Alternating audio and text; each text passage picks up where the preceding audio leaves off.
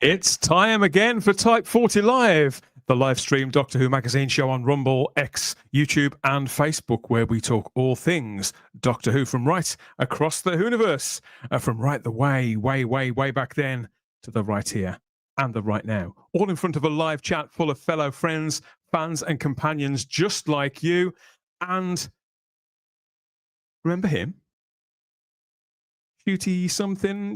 We'll catch up with him in a little while. It seems that awards season continues. They keep finding new awards to give out, to shove in certain directions, and never mind what's in the box, what's on the box. I didn't see this coming. All of that and loads more here at Type 40 Live.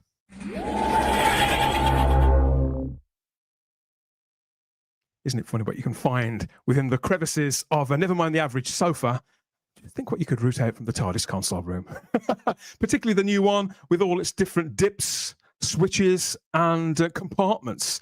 There, a lot more than you think. Never really had that much of a good look at it on screen, have we? We're going to make up for what the BBC haven't given you here at Type 40 Live with me, Dan Hadley, Birmingham's King of the Geeks. Hello, we'll find out who you are in a moment or two, who they are. I've got some people to bring on as well as ever with their opinions, and we'll be taking yours and dragging them into on all of those subjects and lots more. Yeah, it's maybe quiet out there, but to the tuned ear, the ready-ish wit and the keen mouth. There's always something to ramble on about, isn't there, for a couple of hours or so here at Type 40 Live. So, yeah, you're going to like this one, maybe. We try our best, don't we? Okay, so without further ado, there's plenty of elbow room, as well as switches and levers and pushes and pulleys to play with, I think, to toy with between us here. We'll see if we can figure out what does what and who stands where. Who shall I bring in first? He's had a great weekend. At least I think he has. Seems to have got a lot done. He's smiling, but now his head is in his hands. Luke Walters, what have they done to you this time, mate? It's a long weekend. It was a very long weekend. I know. Not in a good way. Shemai, look at me. Doing wedi blino. Doing very wedi blino. But yes, is that how we know when you get really stressed? Do you revert to speaking in Welsh? Yeah, refer to my mother tongue. Wedi blino, I am tired. I'm very tired. But we finished. I made the Invisible Man. We got the War Doctor himself, Jonathan Carley. David, that was 10 seconds before I mentioned Jonathan Carley. If someone's going to ask in the chat, because they also timed me talking about John compared to David talking about cricket. Yeah, John Carley is playing the Invisible Man. Or is he? We don't know. But we finished that this weekend, and now I am back on Type 40 after a long, arduous weekend, a long, arduous week. That's why you've not seen me on Type 40 for the longest time. So we'll see you right, won't we, everybody? We'll sort him out by fair means or foul. I say we, I mean me, and David Milling here too. Hello. Yes, there you go. Hello, Dan. Hello, Luke. Hello, and Luke kept me wonderfully updated. Hello, everybody in the chat as well, and hello. Oh, you've all seen Luke. Everyone absolutely. The photos, I have to say, everybody, of the very atmospheric. And I absolutely adored them. Yes, all very well, good, thank you. Very happy to see Lincoln thrash Luton 3-1. On Saturday, a lunchtime kickoff, which I'm not in favour of. Can somebody translation, tomorrow, please? We are hosting Chelsea at the wonderful Sinsel Bank in Lincoln, and we're going to get absolutely spanked in the cup. But the last time, can you what? That's just that sounds like this is standard Tuesday for David. Talking of cups, what I did, the opening image of the TARDIS console. I never really thought about it until now that it's the TARDIS console does Madonna's bra. If you remember that infamous bra. So I forget? Thinking of boobs, which I need to. Oh God, yeah. So once you see it, you can't unsee it. Just one of a long list of things repurposed for the current TARDIS console room. I don't know what that does. I don't know what any of it does.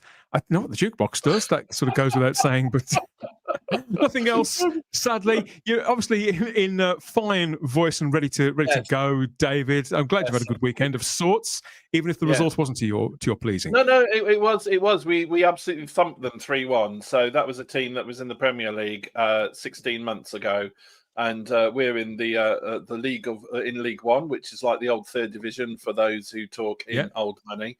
And we briefly went top of League One for an hour, and we because we played before everybody else did, and now we're back down to third with one of the smallest budgets in the division. So it was a pleasure to cheer our players, while the poor 1,200 or so Luton fans were flicking the V's and going off for an early bath, which was ironically Cardiff are fourth. So you're doing better than. 20th of December, Luke. I expect you there. Lincoln, Cardiff. It's like a foreign language, everybody. I don't know what's going on and what they're saying. All I know is that Type 40 Live is always in the Premier League, and it's largely down to the involvement. Oh, that's a good one. Champion. Largely down to the involvement and the sure batting average of Charlotte Shields. I'm just laughing backstage because in real time you could see Dan's face just like his eyes just glaze over. I can't cover it up. Sports terms. The only reason I'm not a horrendous liar, my face always gives the game away every time. Hello, everybody. Welcome back, Charlotte. Good to see you. Hello. It sort of made me think of when my dad tries to talk golf to me at home. And I just go, Dad, I know that there's these terms, and some of them are good and some of them are bad. But don't try and explain the rules to me again. It's sort of this... Yeah. I sort of say to him, it's the equivalent of when I try and explain to you a Doctor Who monster. Like, it has the same effect. Yes, you can't be an expert on everything. You can't be into everything is how I look at it. And if I was into sport, heaven knows how many more useless facts I would be trying to cram into my head, Charlotte. Almost as many switches and buttons and levers that are on this TARDIS console when you have a good look at it. My God. Well, so much going on there. To be fair, compared to others, that's quite a lean TARDIS console. I feel like Matt's, for example, or even Jodie's, I feel like had so much stuff on it. And like, it was just stuff that was for no reason there. I don't think I've ever told this story before, but I'll give you a little Type 40 exclusive right now. Oh, here we go. Listen up, everybody. If you want one, if you want one, wait for it. Go on. I can give you one. So back in 2018, when Jodie's season first started shooting, who? It was Jodie Whittaker's season. It'll come back to me. Go on, carry on. she's very good. She's very good. But so I was a producer I was working as a producer for BBC Wales. Or I'm not going to say the production company. I'll kind of give it away a bit then. But it wasn't my block, but someone, one of our trainees. This is so murky. One of the trainees that was working for us accidentally left our set, and I can't believe I'm saying this, and not broke into, but went on to the TARDIS set, stumbled, and by started. accident. No, they started taking photos of it before Jodie's TARDIS was actually announced, and they started taking loads of photos of it, and someone found them. Someone spotted them and found them. And the person or the photos? No, someone found the person taking photos. Gotcha. And it was Jodie Whittaker. Jodie Whittaker saw the person taking photos, and I got a phone call because I was the producer on the call sheet. I wasn't the producer on the call sheet; I was the producer that was known. So I had a very lovely phone call from a BBC producer being like, "What the f- are you doing? One of your trainees?" Or blah blah blah blah blah. And I was like, "It's not me. But it all got sorted out. So the Jodie TARDIS interior nearly got leaked because of something that happened on a set that I was not involved in. If that was me, if that was me wandering around the studios, Luke. If that was me wandering around the studios, opening various doors, there'd only be one I'd be interested in, quite frankly.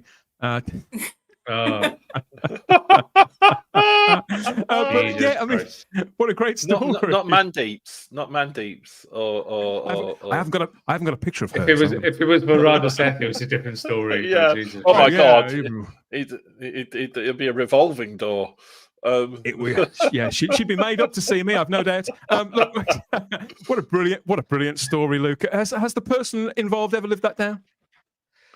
I'm not willing to say, but yes, I think they have. I think it's all fine, and everyone's working. But it was all fine horrible to deal with at the time when Nicole from the BBC exec being like, "What the fuck are you doing at this? This is your fault." And I'm like, "No, I'm shooting somewhere else, but 100 miles away. This is not me. Phone someone else." So yeah, it was a tricky situation. You can understand when you're on the set of a world-class show why these rules and regulations and boundaries are strictly observed. And speaking of which, any Strictly viewers here on the show? Yes, by force.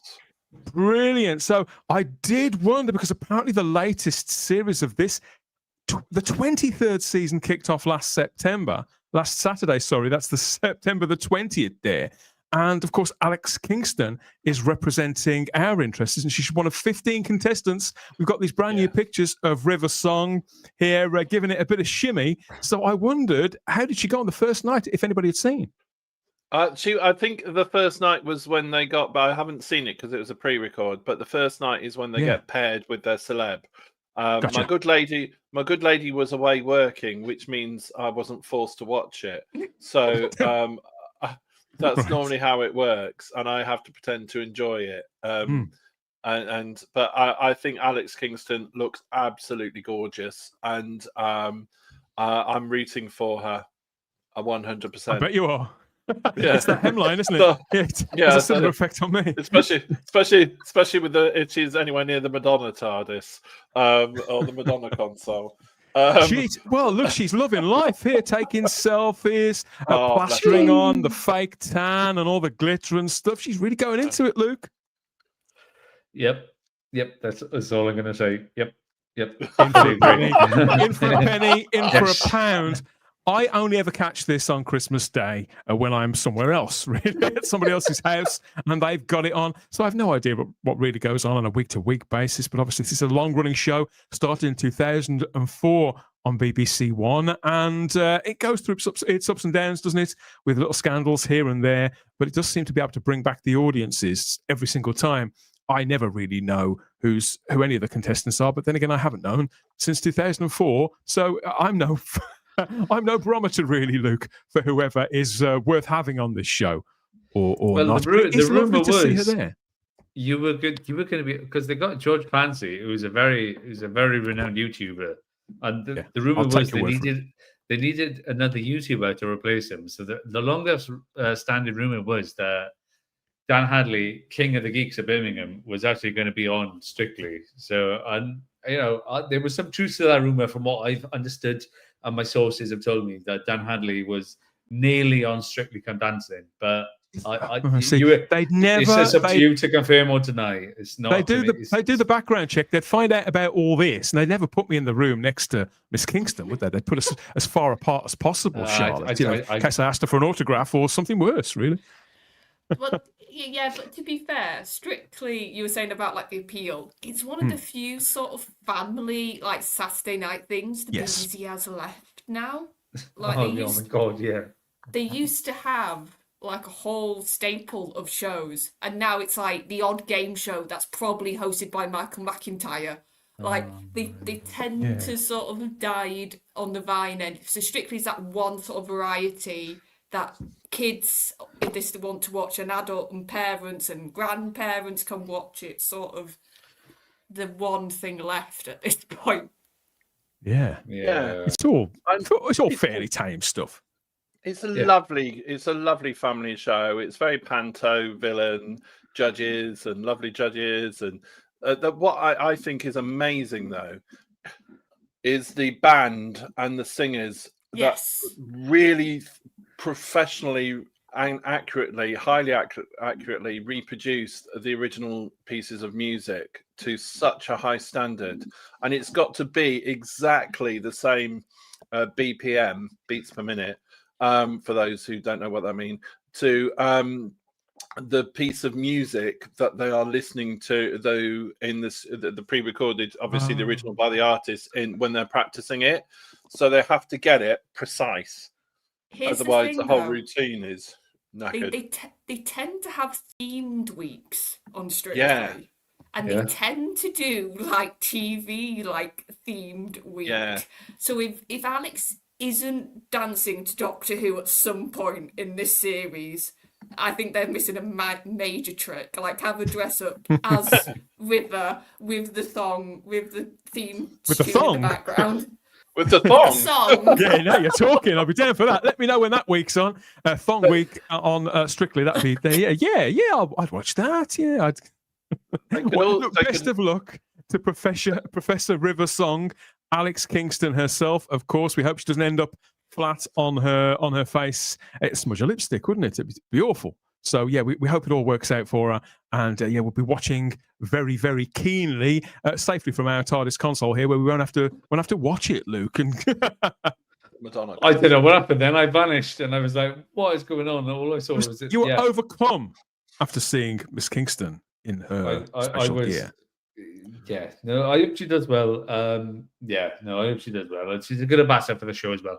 I could tell the love she has for the show as well, because every like reference or publicity thing that she's doing is always linked back to Doctor Who in some way, shape, or form. So no, I hope she does well. I hope she does well. Yeah, represent. Yeah, and you're doing absolutely. a great job, I see, of representing Wales on this edition of the show, Luke, which does lead in very nicely to this, because obviously from out there in Wales, the home of Doctor Who now for 20 years and birthplace of the current showrunner, that is where it's all going on at the moment. Strangely, I mean, when I saw this breaking, I couldn't quite believe it, because I did think that award season was sort of done, but it turns out that there are never enough awards, that these various bodies aren't happy to give to the right approved people, maybe. So after the biggest failure of his career and possibly the worst relaunch of the series ever, showrunner Russell T Davies is to be commended by the BAFTA Cymru Awards once again. He's going to receive... If you said BAFTA Cymru Awards. It's Cymru. Why is it Cymru when it says you? Oh, okay. You can teach me more about the Welsh language is older than the English language, so I'm just saying. That's foxed me. It's foxed me yet again, everybody. Okay, yes, so he's going to receive the Outstanding Contribution to Television Award for 2025. And BAFTA Cymru have said Russell's impressive body of work has helped place Wales firmly on the world stage. In 2023, a report found that since 2004, when Russell originally relaunched the show and it all entered into production, Doctor Who has contributed approximately 134.6 million in gross value added to the Welsh economy from that 2004 period right the way up to 2021. It says here that really is something. I can see why they feel indebted to him to some extent, but then how much embarrassment he sort of brought on the franchise in the last 3 or 4 years. I'm not sure whether this is sort of, it must be gradually on its way to cancelling itself out in now lost revenue, I would say. So, I mean, I was surprised to see this story break. Charlotte, did you see it? No, I didn't see it break, but it makes sense. I said a couple of weeks ago, Russell, I think, is very much at that sort of end-ish point. I'm not saying he's going to pack up TV tomorrow, but he's clearly in his 60s, and you tend to sort of near the end of your career get awards like this. You get your Lifetime Achievement, Outstanding Contribution Awards, and I wouldn't be surprised if this was sort of already planned or thought about before even these episodes went out. So they sort of had in their head, oh, well, Russell's clearly going to do well coming back to Doctor Who, so it will just be like perfect timing that will give him these awards as well. But like we've said, it was all that hope and sort of optimism at the start, and then we're now where we are now, which is very different. But I wouldn't be surprised if timings have sort of always been in the offing. with these awards. They declare again that Doctor Who's return was a pivotal moment and catalyst for investment in the Welsh creative industries, David, that stretched on for 2 decades. In all seriousness, I can understand the gratitude, but everybody's mantelpiece is only so wide or long. Well, yes, and I'm actually going to speak in favour of Russell now. If you take the relaunch aside, so I want to definitely distance myself from that very much. But if you consider all of the great writing and shows he has actually contributed to, then the actual award for outstanding achievement by BAFTA Cymru is actually not surprising at all. On what Charlotte said, the aged comedian, when given a lifetime achievement award at BAFTA or the comedy awards, used to say, "Give them an award before they curl up their toes and die." Award, and that's the sort of award it is. But I do honestly believe that he has significantly contributed to the world of drama and especially Wales. For that, I am surprised at the timing, considering the absolute disaster that, dramatically speaking, and having to view the last 2 series that they were, and the fact that we're now in this sort of imposed hiatus, however you want to say it, that he himself has largely created through bad production. So this is why I am surprised at the timing. But I think he is. I think it is a well justified award for considering his back catalogue. 40 years in TV altogether, David. He started out as a graphic artist on Why Don't You, the BBC children's series, created Queer as Folk, 1998, 99, something like that, a breakout drama by any standards. After several reasonably well-playing sort of serials on children's TV and period show running different sort of soaps and things like that, and contributing to Coronation Street, relaunching Doctor Who in 2005, despite what he now claims is probably still the career highlight, the mainstream highlight. But in 2021, it's a sin, the hugely significant and successful drama that managed to get record ratings for Channel 4. So Channel 4 has been going for about 40 odd years, isn't it? So all 5 episodes of It's a Sin achieved record ratings for the channel throughout from its entire existence. You can't argue that is delivering. Whatever we think about his various sort of picadillos now, lots of choices that he's made, these are results that, to be honest, the industry is going to recognise. Luke, he received the OBE for services to drama all the way back in 2018. He was elected a Fellow of the Royal Society of Literature in 2022. Again, you think, how many awards does this guy need? I do wonder, have they come up with this one because it's time to give the old bloke another one? I mean, what's your take on this? Because I think David's not wrong, is he?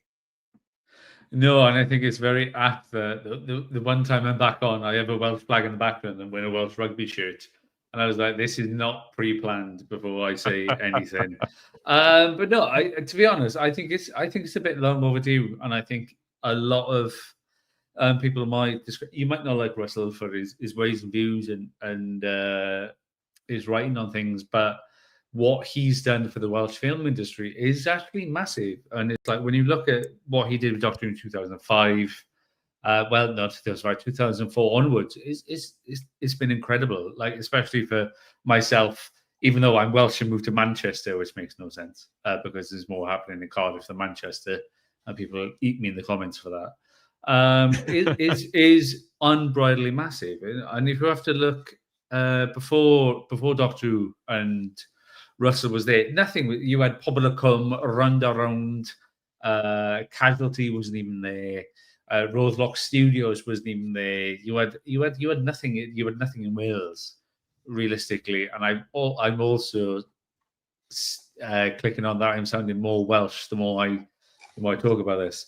But there was nothing in Wales before Russell and Doctor Who. And when he brought it back, and you saw that, right? Okay, we can shoot in London for about an hour or two down the M4, and obviously tax breaks and everything is there, and it's a lot cheaper, and you can shoot. You could shoot in city centre London on a Tuesday, and then about 3:30 on Tuesday, if you want to shoot in a quarry in the middle of like a disused planet, you can just go halfway down the road. It's fine. There's no quarry. I think Wales has everything there, and it showed off. They showed off Wales beautifully to the world. And then when you got David Tennant and Matt Smith, and when you got David Tennant and Matt Smith step in, and he showed off these weird and wonderful landscapes, and you can show how much you can double for everything. And I think it brought a lot of attention and a lot of eyes onto Wales, and being like, well, why are we not shooting here when we can shoot? Who's going to want to pay like extortionate amount for London? You can have your iconic, your Peter's London, your iconic shots in London, but everything else can be done in Cardiff. You could see it in Death in Heaven, not Death in Heaven. The one where Missy first appears. Where they Is that the walk Magician down. Apprentice? Is that No, Missy? where they walk down St Paul's Cathedral. When she's like, my boys with the Cybermen, and they walk down. They do the invasion bit, and they do the bit down in London where they do the invasion, and then it cuts to, and it's Live Lounge in Cardiff. And they cut between the two, and it's like, oh, well, cool. I know Live Lounge very, very well because it's a lot cheaper. But when you look at what's come to Wales afterwards, okay, you've got Star Wars has been shot in Wales because of this. Willow, Havoc, Tom Hardy's recent film. So that investment has built resources that make it more viable for different productions to come to the country. Disney has bought a studio in Wales. Obviously, Bad Wolf and Sony is there. Bad Wolf is there because of Russell. Obviously, it's named Bad Wolf because of Doctor Who. I think there was 37 or 38 worldwide productions, including HBO, Disney, Warner Brothers, are all shot in Wales because of Doctor Who. Bear in mind, as much as you don't like Doctor Who, or as much as the series has failed, his legacy has not been Doctor Who. His legacy will long live past Doctor Who. His legacy is bringing this amount of money to the economy and upskilling all the workers. I know that everything that you're saying is true and will always be true. But I think it's Thank you. Dark Waters. Someone said Dark Waters in the chat. The timing of it is what I think is curious. We've got a quote from Russell T Davies on receiving this award. He said, yes, so receiving the Outstanding Contribution Award is an honor. It means people have watched something and remembered something that you've done. So it's a small quote. Given how he's been putting his foot in it lately, I think we can be merciful for that, Charlotte. So but he's not wrong. Again, I'm trying not to be cynical about this. You know that I am a long-standing fan and in some respects an apologist for Russell T Davies. But when somebody does do everything that he has to exacerbate Doctor Who's already pre-existing problems like that, I don't know. Maybe as Doctor Who fans we're too close to it. But I believe that for the most part, to the man or woman in the street, Doctor Who is what Russell T Davies is famous for. Yeah, and Luke is very much right in the fact that it usually takes one person to show off an area or to show off what a place can do, and then everybody else sort of jumps on it and go, oh, okay, we can go and film there. Like, Britain for the last, it's not just Wales, it's in Britain in general, we have luckily, because of some big productions, now become a big hub again for film, for people to come over here, and major blockbusters like the superhero stuff, like they did the Batman with Robert Pattinson in Liverpool, and it takes British talent to sort of show off what Britain can do, and that's what Russell's done. But I think, like you said, it's the timing with this. I think if this would have been given to him at any other point, we would have been able just to sort of concentrate on the bigger picture. But because we're literally just on the other side of what he has done, it's hard to not focus in on that, I think, a little bit. Russell T Davies will officially receive the Outstanding Contribution to Television Award at an event in Newport on the 5th of October 2025. The ceremony will celebrate the best in Welsh film and television, and it's going to be hosted by Welsh presenter, I'm not going to pronounce, Orwen Wyn Evans. Luke, how did I get on? Owain Wyn Evans. I did. Yep. You win them all, can you? You can't win them all. I tell you what I can pronounce. I can pronounce a round of happy birthdays. That's a lot easier, isn't it? Happy birthday to Fraser Hines. Fraser's birthday today. Long-standing Doctor Who legend, right the way from the mid-60s to the present day, not just on TV, but audio as well, and can still be found propping up the bar at various conventions all over the world. What a fabulous guy. What a great companion as Jamie McCrimmon. Then and now. Happy birthday to Fraser. Happy birthday to the series' current default lead, Billy Piper, 43 today, believe it or not. And this official picture now coming from the official BBC social media. She's going to love this. It's very flattering, isn't it, David? Oh, my word. Can we have that photo of Alex Kingston back, please? Oh, my goodness me. Look, they're not even her shoulders. Come on, BBC. It's very strange, isn't it? She was out on the town at the weekend with Jenna Coleman here, Charlotte. This was in London at a big fashion do. They seem to be wearing all one skirt, kind of like those guys in old gangster cartoons, like the Antil Mob, where you get like 5 blokes wearing one coat. It's sort of 2 girls, 1 skirt, really. Are you sure they're not just honouring Jamie? Because that almost looks like a kilt they're wearing there, doesn't it? It could be for Fraser's birthday. Happy birthday, maybe. Fraser, from the ladies. I like it. I thought she's got red hair back in that photo. I like Billy with this like reddish hair she's had. David? I thought you said you weren't going to wear that skirt. That's what she's saying. I told you I was going to wear mine. That's fabulous to see them out and about. I think Jenna is still up with her young baby. They're doing a couple of night feeds. She looks a bit shagged out, bless her heart. We're rooting for you. We're rooting for you every time, Jenna. Motherhood is blessing you with better times. More good days than bad, of course. And happy birthday to Billy Piper, the current lead of Doctor Who. I suspect there could be other birthday wishes there in the live chat. Let's go and check in with them in a moment. There's lots more coming up. Of course, there's our look into season 3 of Doctor Who, starring Ncuti Gatwa. Exclusive information coming up later here on Type 40 Live on Rumble, X, YouTube, and Facebook here with us in the panel and you in the chat. If you want more, of course, you can catch up with previous shows on our playlist. These are some of the recent ones, our regular sort of news shows, up to the minute Doctor Who talk and various nonsense from across the Whoniverse. Our special look at the Thursday Night Murder Club, that new film over on Netflix with all those Doctor Who faces and various connections. That was a lot of fun. Our Ask Us Anything live stream specials, where we hand over control completely to you, and you can pitch us any one of questions that may spring to mind. Usually they're about the timeless child. Stop it. Anything else, absolutely fine. And there was our deep dive, of course, into that classic movie, Doctor Who and the Daleks, for its 60th anniversary. If you missed any of those, you could do a lot worse than going and catching up with them at your leisure. Now it's our time to catch up with everybody in the live chat and see what they've got to say about everything so far. Hello, I'm Philip Roy playing the Doctor in the Doctor Who fan film Doctor Who Meets the Scorpion. I've been on quite an adventure, and this is most definitely the Type 40 podcast.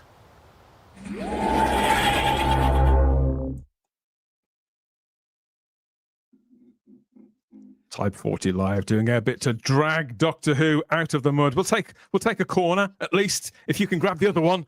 Stephen Braddock, he's got a corner. Look, he's helping you out, Luke. Dark Water was the name of the episode that you were trying to think of the name of. But the second part was called Death in Heaven, wasn't it? Something like that. Yeah, I think it was Death in Water or something. But yeah, no, absolutely. And I saw someone else mention Thursday Murder Club. And I finally watched it. I finally watched Thursday Murder Club. Did you enjoy it? I loved it. It was brilliant, absolutely brilliant. I thought it was fantastic. If anyone hasn't seen it, go watch it. It's great. I think Helen Mirren, what a fantastic cast. What a great show of British actors as well, and then to kill off. Spoilers. People. Yeah. I know. I It's stopped. still newish. I tell you what, Newish. I loved it. I've not seen absolutely. it yet. So don't tell me It's, it. Good man. it's brilliant. It's absolutely brilliant. But yeah, no. Who else is yeah. brilliant? Tony Farrell watching in the live chat. Greetings and salutations, one and all, from the Big T himself. Good to have you back, mate, in the live chat. I know he's been working on some projects there. Can't wait to see them manifest. You have got to be freaking kidding me, says the Zero Room. Yes, we are back. Never mind. Always back. Happy to Don't see think you it's there. about that he's commenting, but okay. Happy birthday, Billy, says Stephen Braddock. We've got a no in the live chat from Retro Doc himself, Hello, Type 40 Gary. regular, Gary Akers. Good to see Billy and Jenna out celebrating. They're on the lash, aren't they? I suspect a bottle of hooch each and probably an earphone ear each as well from an iPhone. You know, probably listening to the same tunes, something like that. Nice idea, Charlotte, says Rob. Alexander, whatever. I can't remember which idea it was, but Rob thought it was great. It probably was. Plaid Party, says Peter Harrington. And Garbage it sounds like he's still smitten with Jenna Coleman, aren't we all? Even though she looks knackered, she still can turn the heads of the. She's still of the glowing. opposite sex. She's glowing. What a great term, Charlotte. I like that term, glowing. Yeah, Big when we cut stream, I'll tell you a story. Oh, okay. Sliver. Jenna's proving very popular in the live chat. Good old Fraser, says Tom from T Dwarf Productions. 81 today, says Rob Alexander. He is, isn't he? He doesn't look a day over 80, does he? He's looking well. He's looking well. Red Dragons are cool, says Lord Thoth. What do you think about that? They are. Yes, absolutely. I got dragon tattooed on my leg. Okay. I have got a dragon tattooed on my leg. It says, proud to be Welsh. Ironically, done in Blackpool. So there you go. Was it at least Welsh you did it? No, it was my 18th. That would have it was been my, all right. Ironically, it was my 18th birthday, and it was my second tattoo. Or it was my third tattoo. It was one of them. So Lost yeah, count. Welsh Double figures. dragons are cool. Rose Kirby's asking who's counting the days. 27 days until British summertime ends. 28 days until season 13 is out on Blu-ray, and in 39 days time we have Halloween. Yeah, well, you count away. I try not to watch the clock or the calendar, David. I think you can sort of wish your life away, you know. Yes, and that's a very, very good point, Dan. I don't think one should ever do that. I don't think you should just enjoy the moment as much as you can, and that's I like to take that sort of medicine myself. I find that all this countdown to Christmas and countdown to everything else. The co-op near me first started selling mince pies on the 11th of September. That's bad. It's never too early for a mince pie, or too late, one could say. But come on, the 11th of September is getting a bit ridiculous. I saw somebody with their Christmas decorations up 3 weeks ago. No way. I'm afraid so. I'm afraid so. There's my rose from Rose Kirby. There you go. It's still there. Still got it. And yes, to be fair, BBC Carol Street was Bristol, but it moved to Cardiff. Holby was still in Bristol, but Casualties still in Cardiff, still to this day. It's in Roselock. So there you go. I know somebody who's working on that show. Radiating Jenna says Garbage. Hello, if you're watching, mate. Yes, Radiating Jenna. It's nice to see companions pop up that we haven't seen for a little while, because obviously they've got lives, they've got careers outside of Doctor Who, and so to see them out and about and then connecting and spending a bit of time together like that, genuinely, I do like that. I know it's sort of sad. It's nice. It's nice. I want people that I like to have nice times. I was baking mince pies all week, says Stephen. There you go. Short crust pastry, Stephen, or puff? Let's know in the live chat. Which one do you go for, short crust or the puff? No wrong answer. It's a short crust pastry. Has to have lard in it. I'm very well famous. I'm very well known for making lardy mince pies. which is my grandmother's recipes. So yeah, if you want Oh, lardy dear, mince dear. pies, I'm your man. Okay.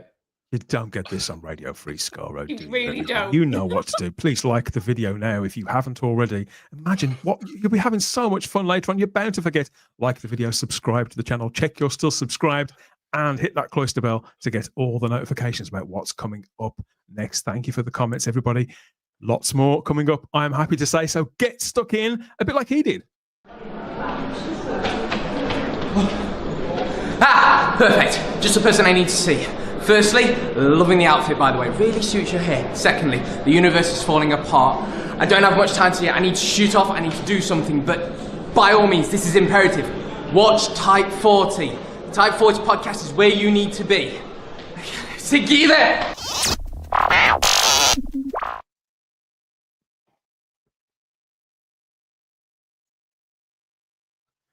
Yeah, Doctor Who's in a bit of a fix at the moment. Public profile sinking by the week, if not by the day. Somebody needs to help it out, really, don't they? I think we all knew that. They knew that. Certainly judging by the few words we've had recently from the bigwigs. We call them the bigwigs, don't we? And help is at hand. Help is at hand. A signal has been sent, and someone appears to have answered it, but not the Doctor. I don't think any of us were expecting. So yeah, the Radio Times broke the news a few days ago that Doctor Who would be returning to BBC television with classic episodes set to air, they said. But when they say classic, they don't mean what I would call classic, David, in all fairness. They mean from 2010. That's what they mean by classic. By classic now, look, we're waiting for any announcements from the partners about what could be coming next, what they plan on doing with Doctor Who, with whoever, wherever, and however. BBC Three has decided to reinstall the series to their Saturday evening schedules at the traditional time of 7-ish p.m. as well, just as noughties kids like you, Charlotte, will remember watching them in the first place. Have you seen this story? Well, yeah, I happen. I don't know why people would send me this news story when it broke. I Heaven got a knows lot of exciting messages. But I was surprised that it was Matt, because in the back of my head, I was like, they'll probably at some point start to rerun some either, like, in my head, classic is that the original run of Doctors still, or maybe some new ones. And I was a bit surprised they went with Matt, even though I adore that Doctor. But it actually makes a lot of sense, because I think in the last couple of years, the appreciation for the Moffat Doctors has really gone up lots. Yeah. I think people have, because of the watch-alongs, because of Moffat being away for a while, it made people go back and watch them. And I just think Matt is one of those Doctors that the more you watch, the more you see the sort of the intricacies, the little things he does, how he delivers his lines and the body language. So I think he's sort of the best Doctor to restart right now, I think, to try and get fans and the public back in love with the character. And that's what I've got a sneaky feeling this is about, why they're doing this. You could be, to bring back people's childhoods. It commences on Saturday, the 27th of September, 10 past 7 p.m., though it seems like it could be in double bills. So they're starting with the premiere episode, as you would expect, fan favourite, the 11th hour on BBC Three this coming Saturday. David, I've watched this one, considering that the classic era is my era, I've watched this one a lot. It's aged really, really well. And I think in some respects, yeah, the original comeback was incredibly significant broadly to the culture. But obviously the switching out such a popular actor as David Tennant for Matt Smith and pulling it off, that was probably just as significant. So going back here and with an actor that people haven't got sick and tired of, I don't know if it's going to bring in a massive audience to any channel, never mind BBC Three. But I think Charlotte's got a point. I think the more I think about this, I think, well, of course they would do that. What was your thought? I'm with you both, because well, if I may just slightly go on a brief tangent to start. Let's not forget that the BBC were thinking that they might pull it when David Tennant left. And Yeah. Stephen Moffat came in and went, no, don't do that. Just let us do what we're going to do. And for me, Matt Smith's time as Doctor Who is the most perfect jumping on point ever. You start from scratch. He crash lands in little Amy's garden. Immediately there's mystery. There's the brilliant comic timing of, come on, you're Scottish, fry me something, where he doesn't want to eat all these foods. We settle on fish fingers and custard, obviously. And then there's this whole new show. And yes, there are obviously mentions to the past. It's not lore heavy. It becomes all about a crack in a wall opening up and revealing something else. And then it's literally against the clock to try and save the whole unit, the whole world. And I just think that Matt, at his time when he was revealed in that half-hour show in the January of 2009, it was a case of, oh my goodness me, what have they done? Yes. When his first moment on screen at the end of time, was it the end of time? It was the end of time, wasn't it? Yeah. The first moments on screen, I just thought, oh, hello, this is going to be good. And when his first season as Doctor Who is one of my most favourite seasons across the history of the show, because he is so young, younger even than Peter Davison was, which was incredibly young at the time. But he has the ability to portray somebody who's 2,000 years old and somebody who could only be 12 also. He has a wonderful ability, and for not one moment did I think he was an actor playing a role, of which I thought that, and I've said it before on Type 40, I thought that of the David Tennant era.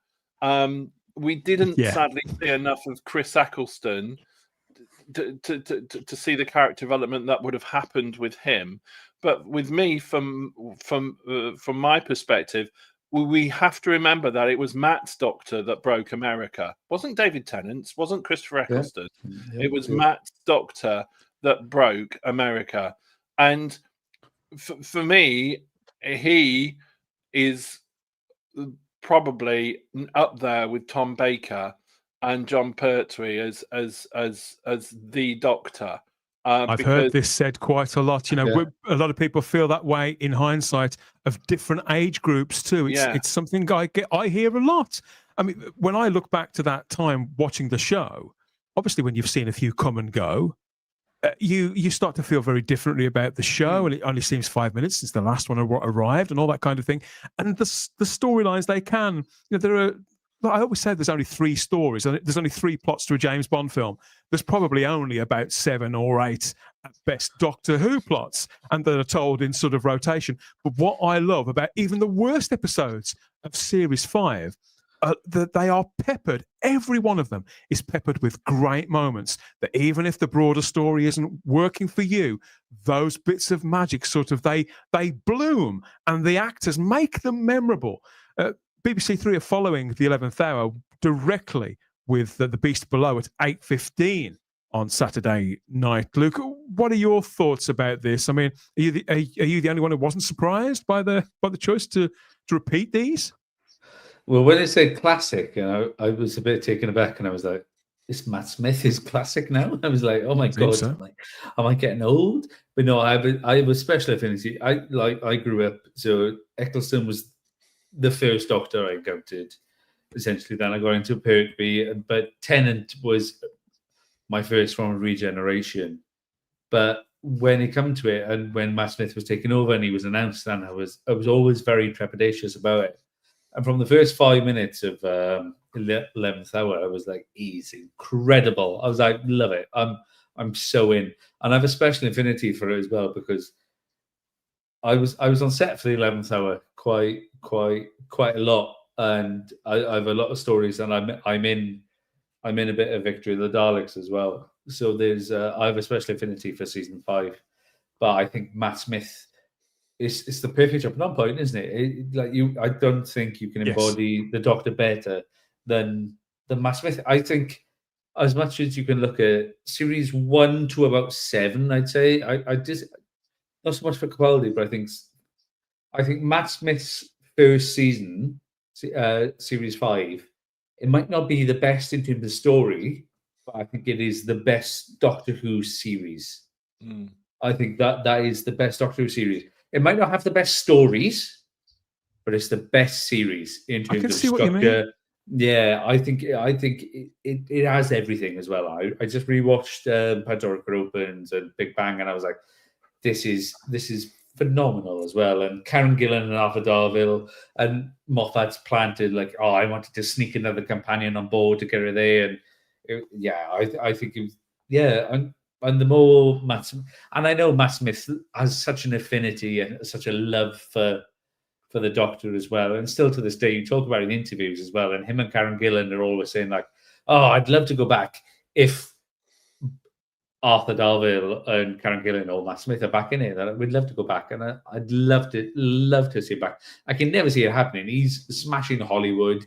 Karen Gillan is like the most successful actor ever to come out of Doctor Who ever. She's in every MCU film ever. She's like they're too big to come back, and they still talk about it to this day with so much love. And it's like that's what you want from a show. And to see that being repeated and put out there as well, it's good for the brand, but it's good for the show, and it shows how much love it is as well. And absolutely, David Tennant cracked the UK, fantastic.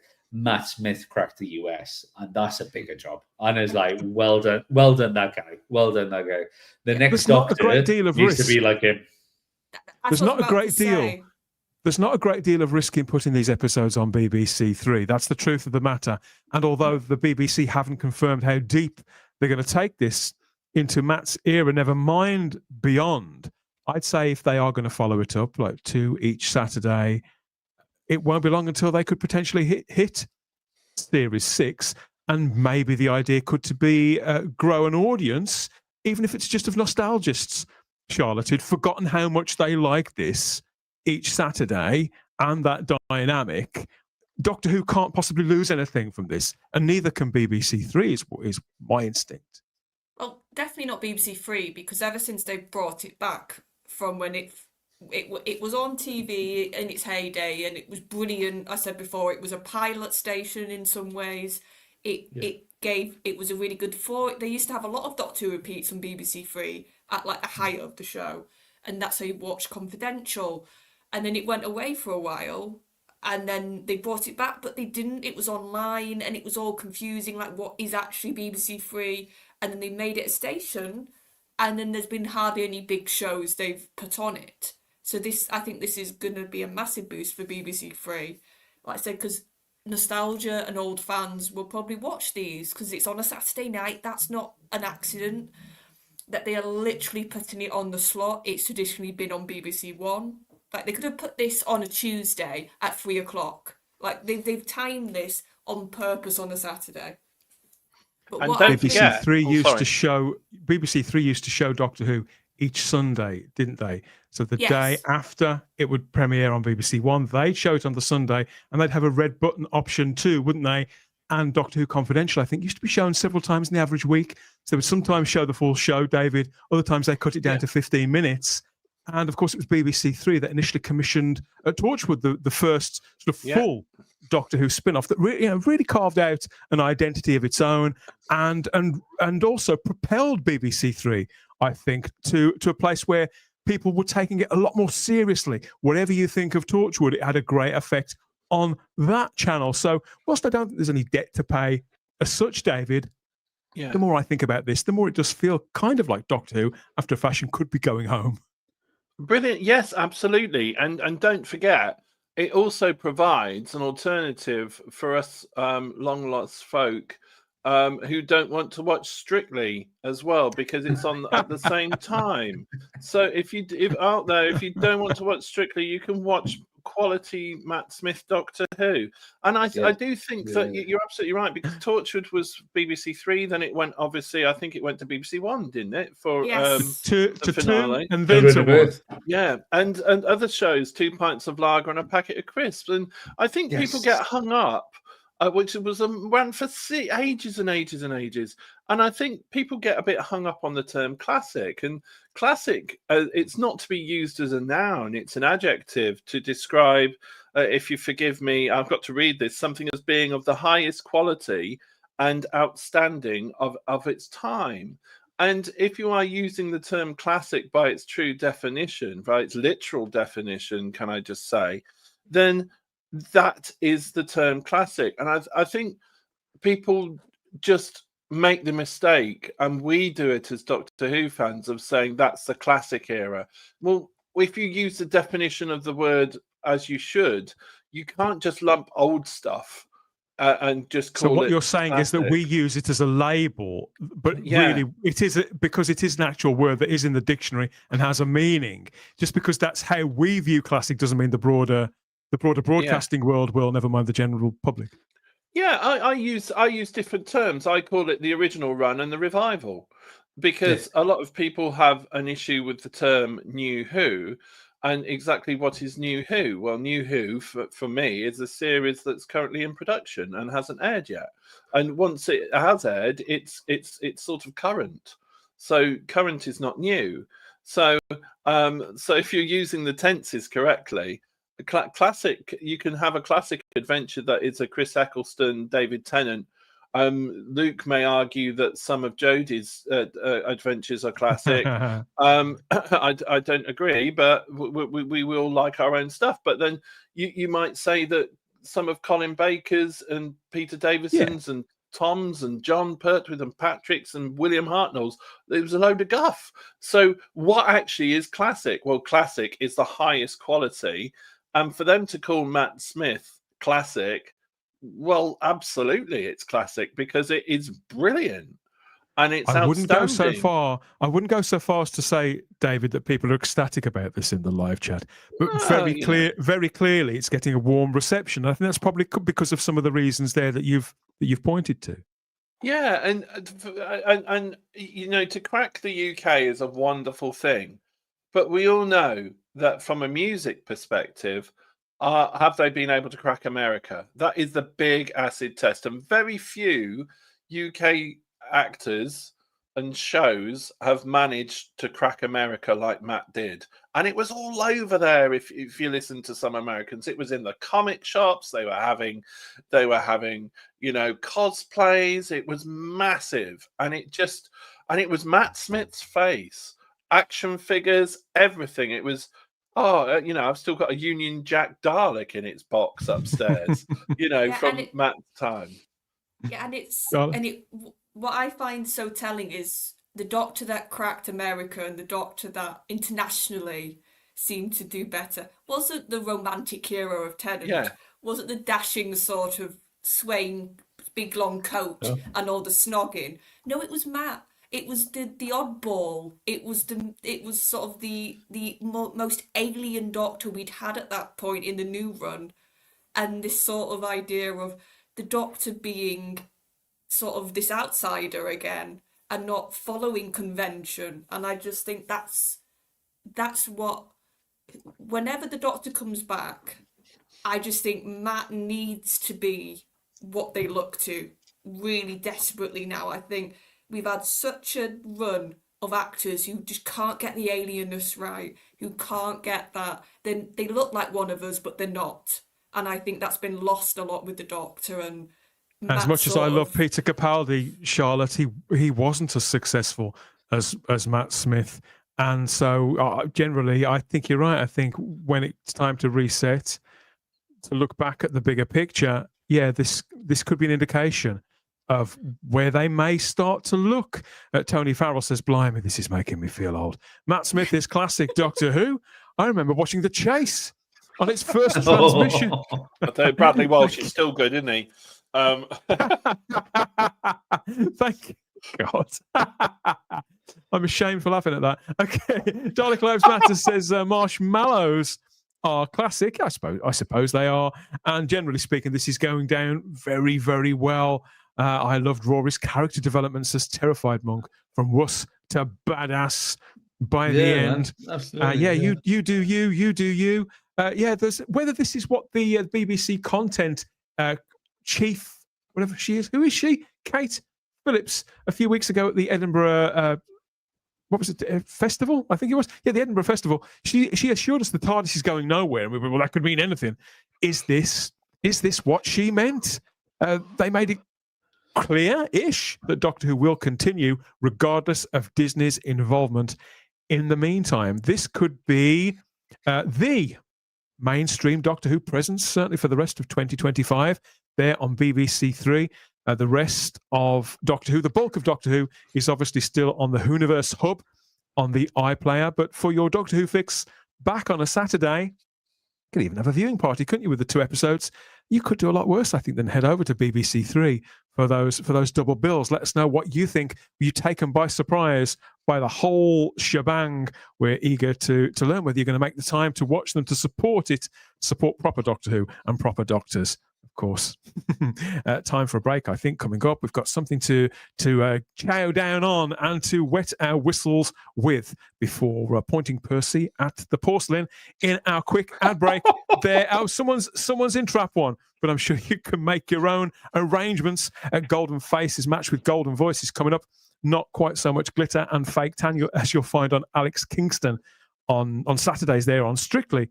But back in Teletimes past, our Doctor Who legends were flogging us all manner of tat there in the days of 4-channel TV and phone cards and the like. You check out the Type 40 Live Doctor Who ad break, and we'll be back in a couple of minutes.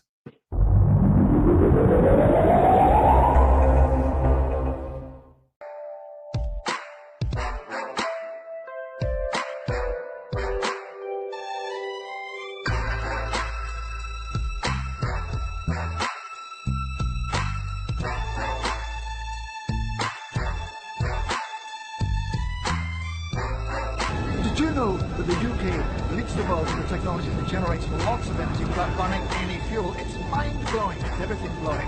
It's offshore wind farming. It's safe, it's economic, and it's also carbon-friendly.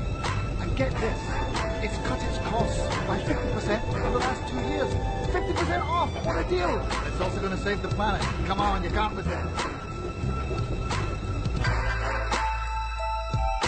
These are some of the world's most advanced televisions. This set has a quick start picture. Here, full remote control. A 26-inch model with a high brightness screen. And finally, one that even has its own audio output. But all these sets have 2 things in common. Tomorrow's technology and the Philips name. Philips, simply years ahead.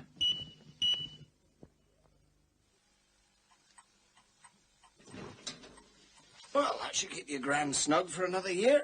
We've got gas central heating in our house. Oh, you'll be even snugger than your gran then. Where's your head? Thanks. People over the road have got central heating. They did it last week. On your own? No, I had a few mates to help me. Whether you're big or small, with service care from Southern Gas, you get service that cares.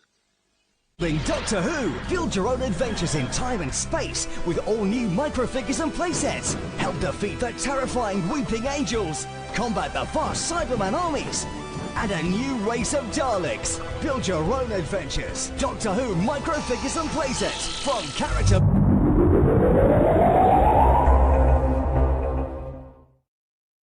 That was the Type 40 Live Doctor Who ad break, and this is Type 40 Live itself, Rumble, X, YouTube, and Facebook, with a panel, and you there in the live chat, and lots of Doctor Who to talk about. The surprise renewal of the series, the restoration of it to Saturday nights on BBC TV. Yeah, it may not be the big channel, but BBC Three, it'll do for the time being. Matt doesn't seem that unhappy or uncomfortable, so we'll see how he gets on. Oh, the panel back. Let's see who we've got here. Yes, I'm happy to say we're all present and correct-ish. There's myself, Dan Hadley, Birmingham's King of the Geeks. There's him, David Milling, there straight into back for another innings there.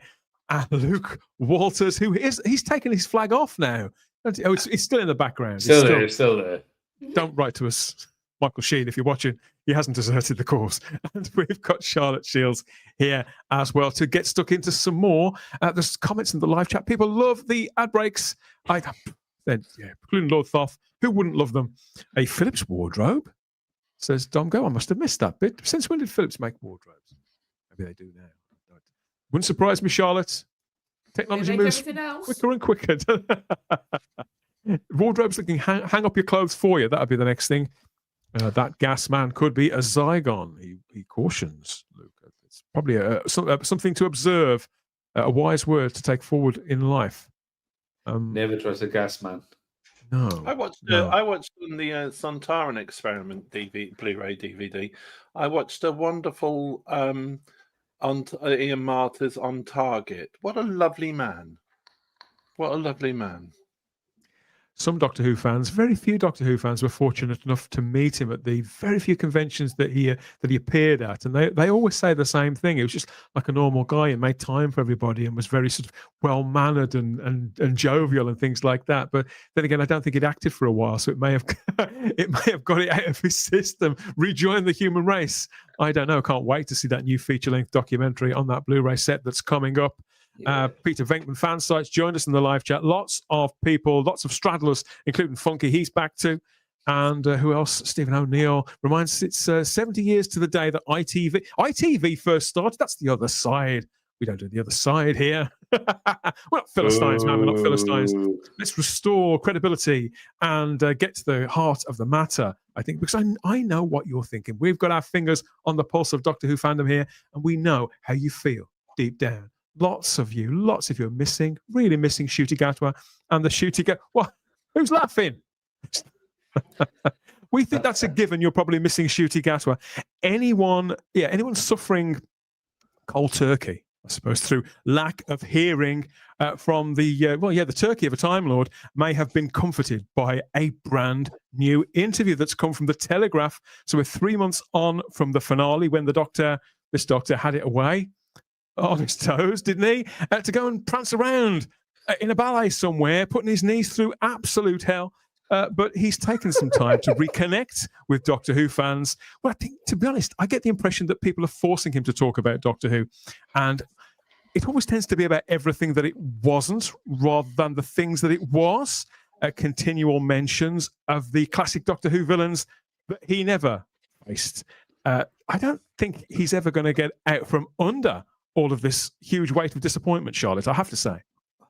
Well, no, especially as, to be fair, he did mention Daleks quite early on in his interviews before even the episodes went out. So I do think that is a legit thing. He's a bit, not very happy that he never got to face a Dalek. I think he probably feels a bit of a prick when people play that stuff back to him. I mean, he's been to bed and got up a couple of times since he gave those interviews, and they probably don't memorize every one that they give. But when people say, well, back in 2022, you said this, think, oh, Christ, I did as well. Oh, feel a bit of I'd say that's quite likely. I think that's probably very, very likely. The Telegraph put him on the spot this time. You do wonder when the subject of Doctor Who raises its head. Is he gonna start dreading it and need to go to ground or touch some more grass? I don't know. So they led with the headline: Ncuti Gatwa playing the Doctor was exhausting. I was ready to move on. And a picture where he doesn't look like a happy camper. That's either a really uncomfortable chair that he's sitting in, or he's just seen the list of questions that he's been put by Jessamy Calkin there, writing in the Telegraph. Several quotes here from Ncuti, and he kicked off simply by saying, I was tired and burnt out at the end of season 2. It was exhausting. But it was a magical time. Magical. It probably was a magical time. Wasn't that long ago, though, Ncuti. This is kind of an echo of the things we've seen Ncuti Gatwa say before. And I do wonder, is this going to hang around like a bad smell in the short term, Luke? Because they can't keep sort of pressing him forever on this, and he can't keep saying the same things. But I'm getting the hint that he feels a little self-conscious. I knew you were coming to me as soon as this would happen. I don't know. I don't know. Dan, me and you had many conversations before, and I think I phoned you. I think I phoned you during Interstellar Song Contest, and I was like, I know who the next Doctor is if you want to know. And I don't know. Well, me and you know quite a few things that have happened. Yeah. I don't know. It's nice that he says it's a magical time. And when you see these words in print, then you kind of have to take them at face value. And they would have been sifted and sorted and edited before they make their way through to us. But these are the kind of things that get saved down to the permanent Doctor Who hard drive. These are the things that follow these actors, actresses, showrunners and writers and directors around. Yes. Yeah. But when we know people that worked, I know people that worked on set, and it's like, oh, this is a load of. So I don't believe it. I admit he might have had a good time, but it's one of the bollocks. One of those bollocks. He went on to say, there was never an opportunity to recoup the energy. It's just go, go, go. I was doing 7-day weeks for 8 months, and I found it hard being away from home and family. I'd already been shooting in Cardiff for 5 years, on and off prior to that with sex education. That's his bloody fault. If he's away from home. And we started shooting Doctor Who whilst I was still doing season 4 of Sex Ed. So it's just, the deeper we get into it, Charlotte, it's moan, moan, moan, moan. Oh, here's the thing with Ncuti. So many times I think, did you not know what you were getting yourself in for, mate? Because you were the lead on a show, so you were clearly going to do the sort of the lion's share of hours. You're not an ensemble cast member like you were in Sex Education. You knew it was in Cardiff. Every person who's been the Doctor has said in plenty of interviews, this is a hard job. This is a job where you're having to do stunts, you're having to do emotional scenes, you're having to do dramatic scenes, you're having to give these big speeches. There's a real known sort of knowledge now, I would argue, as to what an actor who's the Doctor has to experience going into this. And the more he speaks, I feel like, did you just not listen to anybody?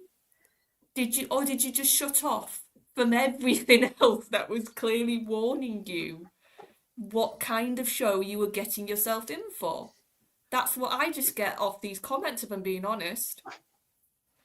I do agree with him to a degree. So sex education went over by a month, which was not their fault because that production was an absolute horror of a show. Season 4 is why it got cancelled, because it did get cancelled. That was an absolute nightmare of a show. That was not his fault. They ran over by a month, so that's why we got Dalton Bubble and 73 Hours. They were backup scripts that come out because sex education went over. They were never the original plan. So that was fine. But the rest of it, he knew what he was getting in for. And it was.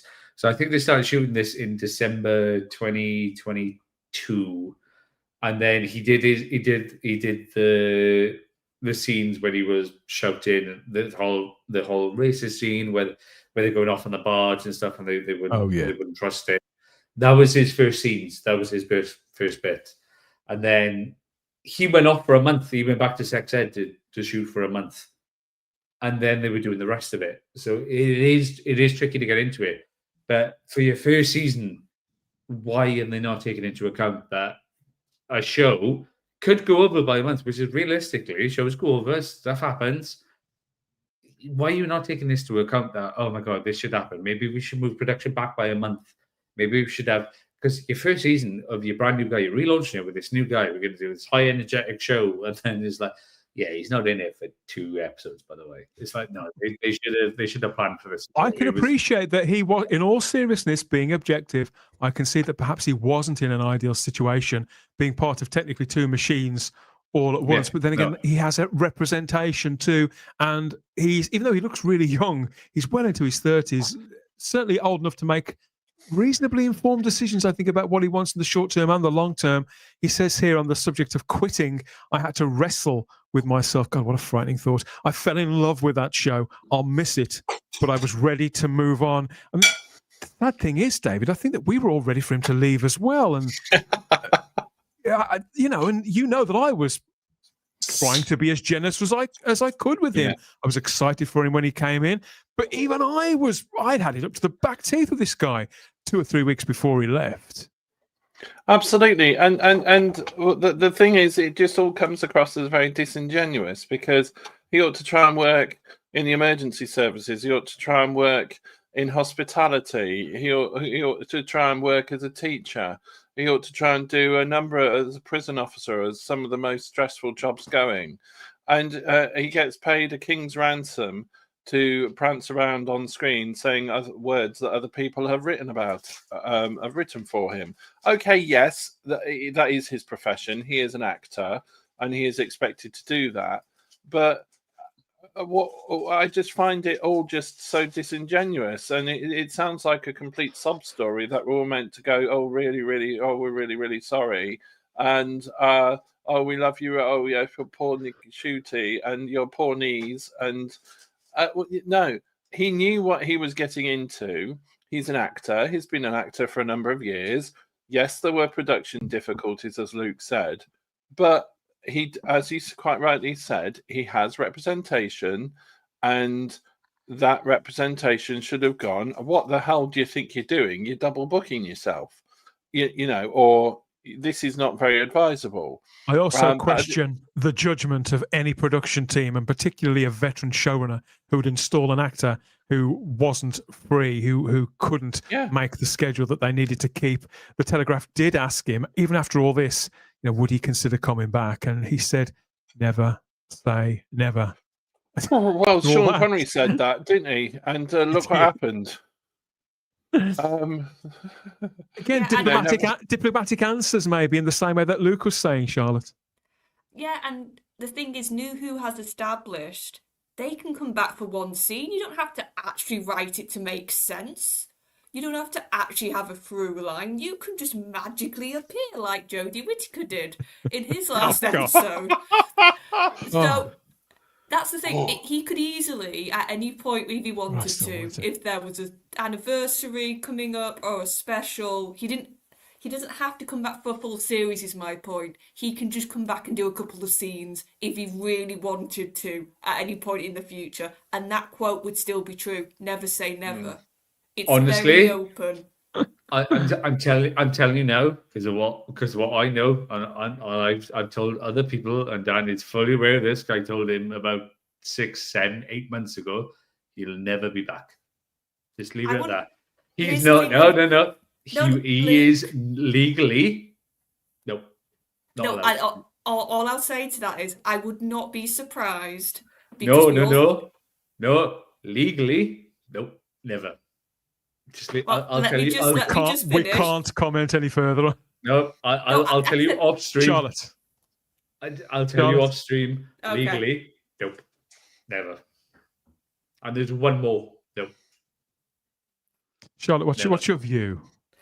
Well, all I can say is somebody who doesn't know anything and is just saying as a fan, that has been my disclaimer now, as a fan, it was very clear that he did not leave happy. He did not leave with this sort of, I've had my stint and I'm really happy and I'm going to move on, like how Matt did, like how David did when he left originally.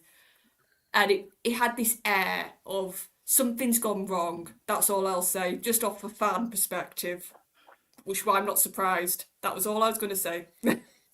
One rare moment of good humour was this scene in the Christmas special, Just Gone, Joy to the World. This genuinely made me laugh. And whilst I'm not quite sure that he had the comic chops to pull it off, I do like a bit of sort of prop work, and you give somebody a rubber chicken or a plunger, David, and quite frankly, I'm laughing already. But always love a rubber chicken. Always reference the Daleks really did make me laugh because as we've heard several times, now. He'd mentioned before how he wanted to face the Daleks, and it never happened. The Daleks or the Cybermen. Could be a blessing as well. I don't know, because the old phrase used to be that an actor isn't really the Doctor until they've appeared opposite the Daleks. I mean, I'm not sure that's literally true, but maybe it is. What's your thoughts on that? Me, Paul McGann only faced them on audio, but he still faced them. And I know some people will say, well, Big Finish isn't canon. Well, it was for Paul McGann's Doctor, because they made it canon in the Night of the Doctor. So it was a canon. So there. With respect to Ncuti's time, I remember seeing there was a spreadsheet circulating online of the red and black and green sort of indications for the Doctors meeting the Master, the Cybermen, and the Daleks, and it was a largely sort of red and green for most of the Doctors, but a few red spaces, red fills for other actors, and for Ncuti it was red, and he's the only one that was red, and so not meeting the iconic villains. After 2 seasons, I have to say that after 2 seasons and a Christmas special, it's a bit shit, really, isn't it? So it's a bit something to say, oh, I'd be really unhappy if I didn't meet the Daleks. Well, there you go, mate. You've not met them, although you did meet a plunger, which could be, which is useful for unblocking toilets. I think this is the closest he's ever going to get, despite the various things that he's sort of saying on chat shows and in interviews and things like that. Yeah, Gatwa is gone, obviously. Let us know what you think of the state of play there. Are you missing him? Somebody must be. Maybe. Sort of. Although I do kind of doubt it. Yeah, activity and engagement around the whole of the brand is on pause, of course, and production of further Doctor Who itself has stalled since the Ncuti Gatwa had concluded with that burst into flames, at least until the middle of next year, as we're hearing it. But when it does, who knows who will be working on it anywhere, because nobody is contracted at the moment. And so tongues are loosening, as is always the case when various sort of interests and camps in any equation aren't happy. And sure enough, numerous sources have spoken to Type 40 now concerning the season 3 that never will be, and what may materialize when Doctor Who rematerializes at some point in the future. So yeah, we're going to bring you some exclusive news now. Obviously, take it with a pinch of salt until it's announced officially or confirmed somewhere. But with everything on the down low, that could be some way off, and versions of the truth do eventually sort of bubble up. But this comes from our very reputable sources with a next to impeccable hit rate here. So first of all, Russell T Davies, the showrunner of Doctor Who, still the showrunner of Doctor Who, despite what some TV guys have printed and some people may think.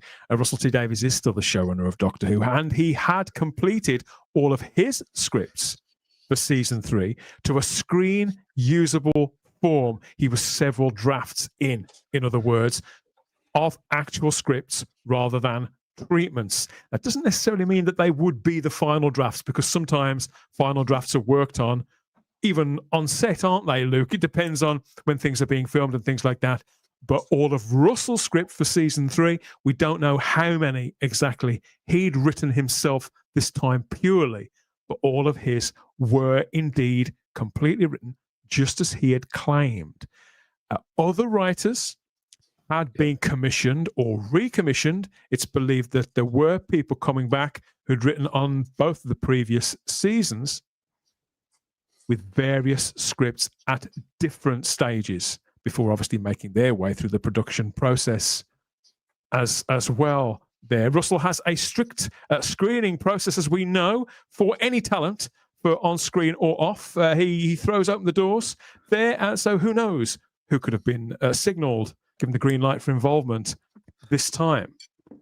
So this is something that we've heard talk of a little over the last 18 months. Russell had actually spoken himself about his scripts, hadn't he, Charlotte, if you remember, saying they'd got to certain points and speaking with Disney. I mean, does this news that's come directly from our sources surprise you? Oh no, because as a showrunner, even if you've not got a commission, if you've not got an official sort of up top giving you the go, if you've got ideas, you would write them down. You would still process them. You would still think ahead that far. You would be a bit worried if you weren't as the showrunner, if you were doing it that sort of, oh, I've only just got the commission, so now I'll write my scripts. It makes sense that Russell had these sort of things banked up, or at least started to work on them. Yeah. And that didn't matter about up high, sort of, at that point. I wasn't remotely surprised to hear this, Charlotte. Oh no, he's a creative, he's a writer. So of course he wrote stuff. Like, that's not a massive sort of jump, is it? And we had been told quite early in the day that the recommission was a given, David, and then the entire sort of playing field completely changed due to outside forces and activities, things that were going on with the various partners. But because this era has been produced so much ahead of time, I believe that it goes without saying, really, it falls into place that having built up a head of steam, and with Ncuti Gatwa initially contracted for those 3 seasons, then you probably would see the thing through to a reasonable conclusion as best you could ahead of time. Well, yeah. And if you contract somebody for 3 seasons, you're going to want to have an arc for them, or character development for those 3 seasons. So it would be a bit duplicitous of him not to have plans for the 3rd season. I should clarify actually. So when I say 3 seasons, Ncuti was locked in for a time period of 3 years. Oh, sorry, I do apologize. That's my fault for not being clear. So Ncuti was locked in for a time period of 3 years. The belief being it was almost seen as a written. The plan was to produce 3 seasons within that 3-year period. So it was never in question in the minds of Bad Wolf. I needed to clarify that. That was me that hadn't really explained properly. So yes, that's what I meant. So if you're going to do 3 seasons in 3 years, then it would be somewhat duplicitous if you didn't have plans for those 3 years. So and with the speed that they have to obviously write and get stuff in pre-production and everything to make sure that it's that continual Doctor Who every year that Russell indicated for, then one would hope that he had actually done the lion's share of the 3rd season. He had said before that he had ideas for seasons 4, 5, etc., as well.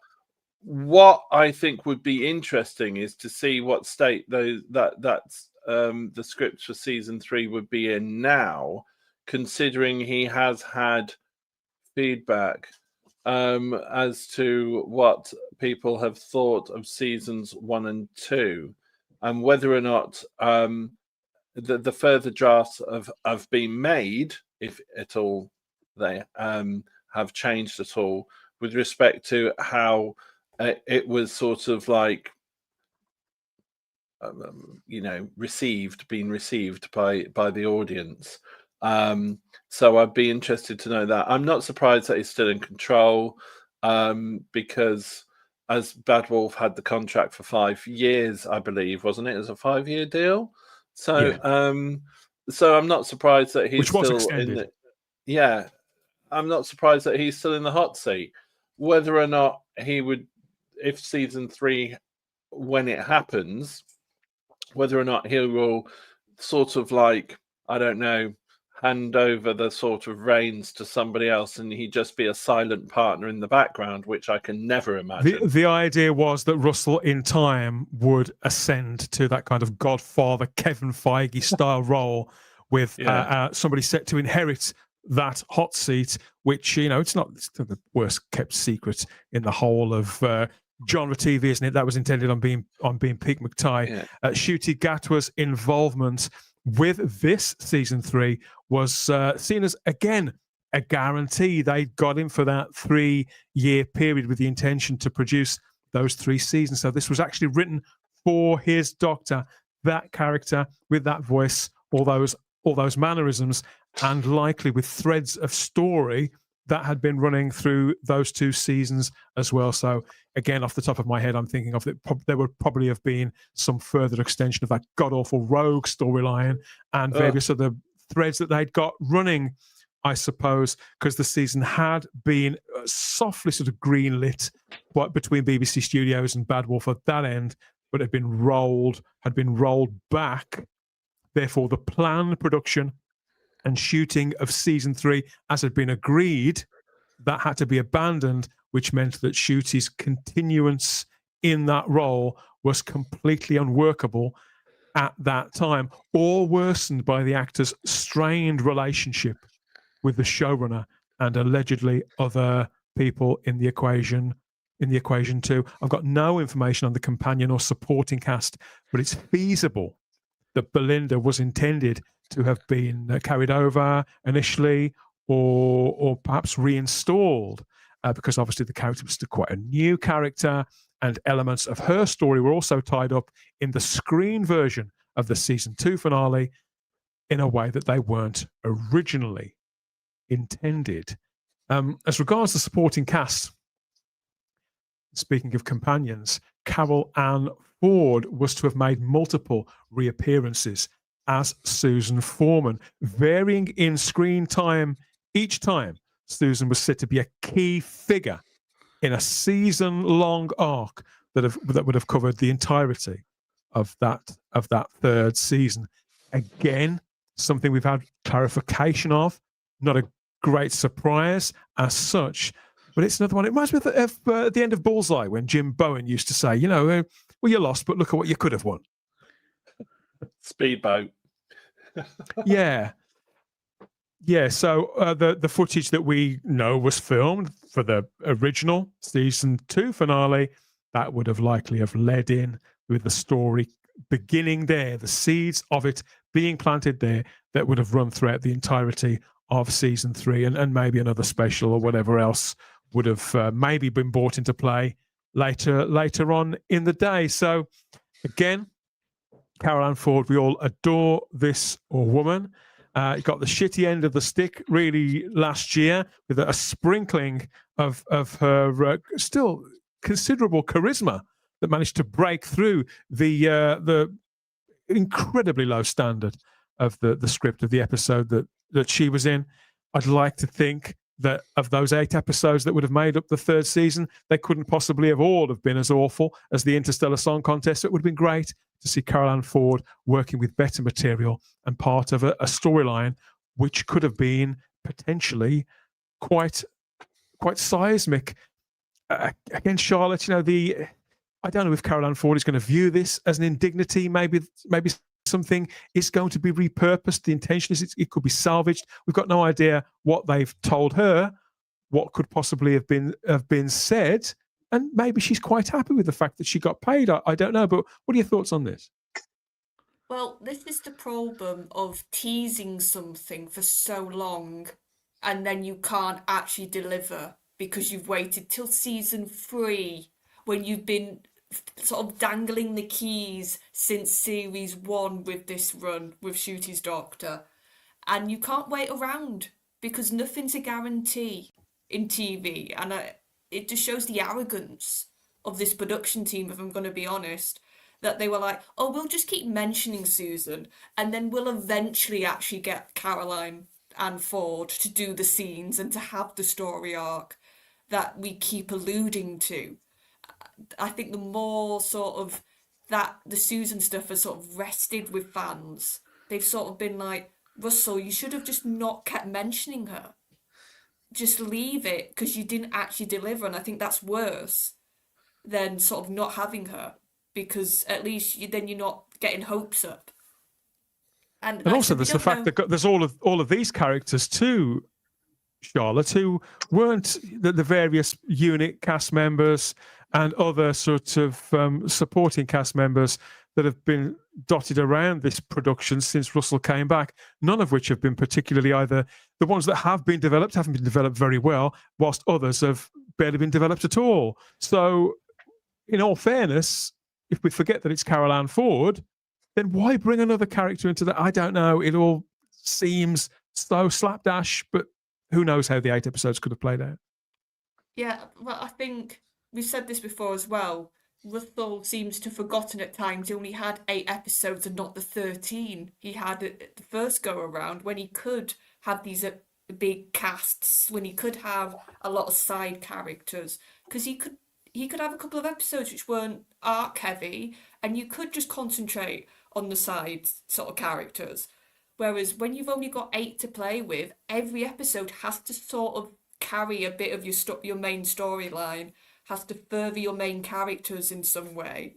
So Unit sort of felt at times they're just here because we need to have this sort of military force that the Doctor can sort of rely on at times, or they really spent a lot of money on that set, so they felt like they had to keep going back to that hangar. When I look back to it as well, Charlotte, all of it, I think that another reason why it almost didn't feel like Doctor Who, because there was the Doctor, and I view a large part of the appeal of Doctor Who and that character David, the Doctor's relationship with human beings. And of course, yeah, most of them were human beings that worked at Unit, but I think with human beings who live in a recognisably human world, all we were offered were a group of kind of elitist, sneering elitist type characters with various sort of special skills. And I use the word special in the loosest possible sense. A relation, and they all lived in this giant skyscraper, however many stories away from everybody else. We'd now and again see a few sort of general members of the public falling over or looking disdainful. And that was that. You know, so it's, again, it seemed to be so, and I think this could be why Russell's writing suffered so much in both seasons, is because Russell's good at writing real people rather than these kind of constructs of people who have all got to be the best and the brightest, but are actually some of the dimmest bulbs you can imagine seeing in the average light fitting. Yeah, the Unit stooges, and they are stooges, and they're just there to say, "Oh, but we're all your children, Doctor," and sort of like, "Oh, sod off." You know, you're not. You're just you're more wooden than a load of balsa wood. Come on, you know, a load of plywood. It's ridiculous, and you're absolutely right. For someone who's brilliant at writing character, he wrote the plankiest wooden people who just matchstick men and cats and dogs, really, who just stood around in a line speaking words that was just like audible print, as Tom Baker used to say. You know, absolute whippet shit. To use another one of his quotes, they were just so wooden. And I think we got to the point, David, where very few of them were salvageable at all. Yeah, and to have, the thing is, a lot of people made the thing about Rose and, you know, having a trans character in there as well. What did he do? He didn't write the character as somebody powerful with struggle. You know, we had a brief bit about the struggles of Rose. Wasn't a character at all. Exactly. There was just, you know, there was even a gag about her being terrible at acting. You know, I mean, how awful can you be? And the thing, this is a man who's meant to be writing wonderful characters and showing fully rounded people and people that you're going to go, gosh, I really, really empathize with them and really get what they're all about. And actually, no, he didn't, and it's just a besmirchment on the, if that's a word, if it's not, I've just created it, on the complete history of Unit, where you could, they were the Doctor's family, Harry and the Brig and Mike and Corporal Bell, and Sergeant Benton, Corporal Benton, you know, and everybody, you could believe that was a very familial setup where the Doctor relied on these people to help him get through some pretty awful times, whereby he was, you know, exiled and abandoned and had to live through this this period of time by himself, and with obviously with Joe and Liz and later Sarah Jane. He had that family unit around him. No pun intended, family unit. Well, I don't think it's any coincidence that Ncuti Gatwa seemed a lot more at home and able to work on his material and, again, loosely speaking, his character when it was just him with Varada Setu. I think that was very, very, very apparent. If Stephen Moffat, Freudian slip. If Russell T Davies couldn't handle developing characters all of a sudden, if even that talent was escaping him, how would he have managed with the Daleks? The Daleks were set to be the major presence throughout the entirety of season 3, an overarching storyline. And this has been everybody who's reached out and spoke to me about this at Type 40 has described it consistently with the same word: epic. This was intended to be an epic, overarching storyline.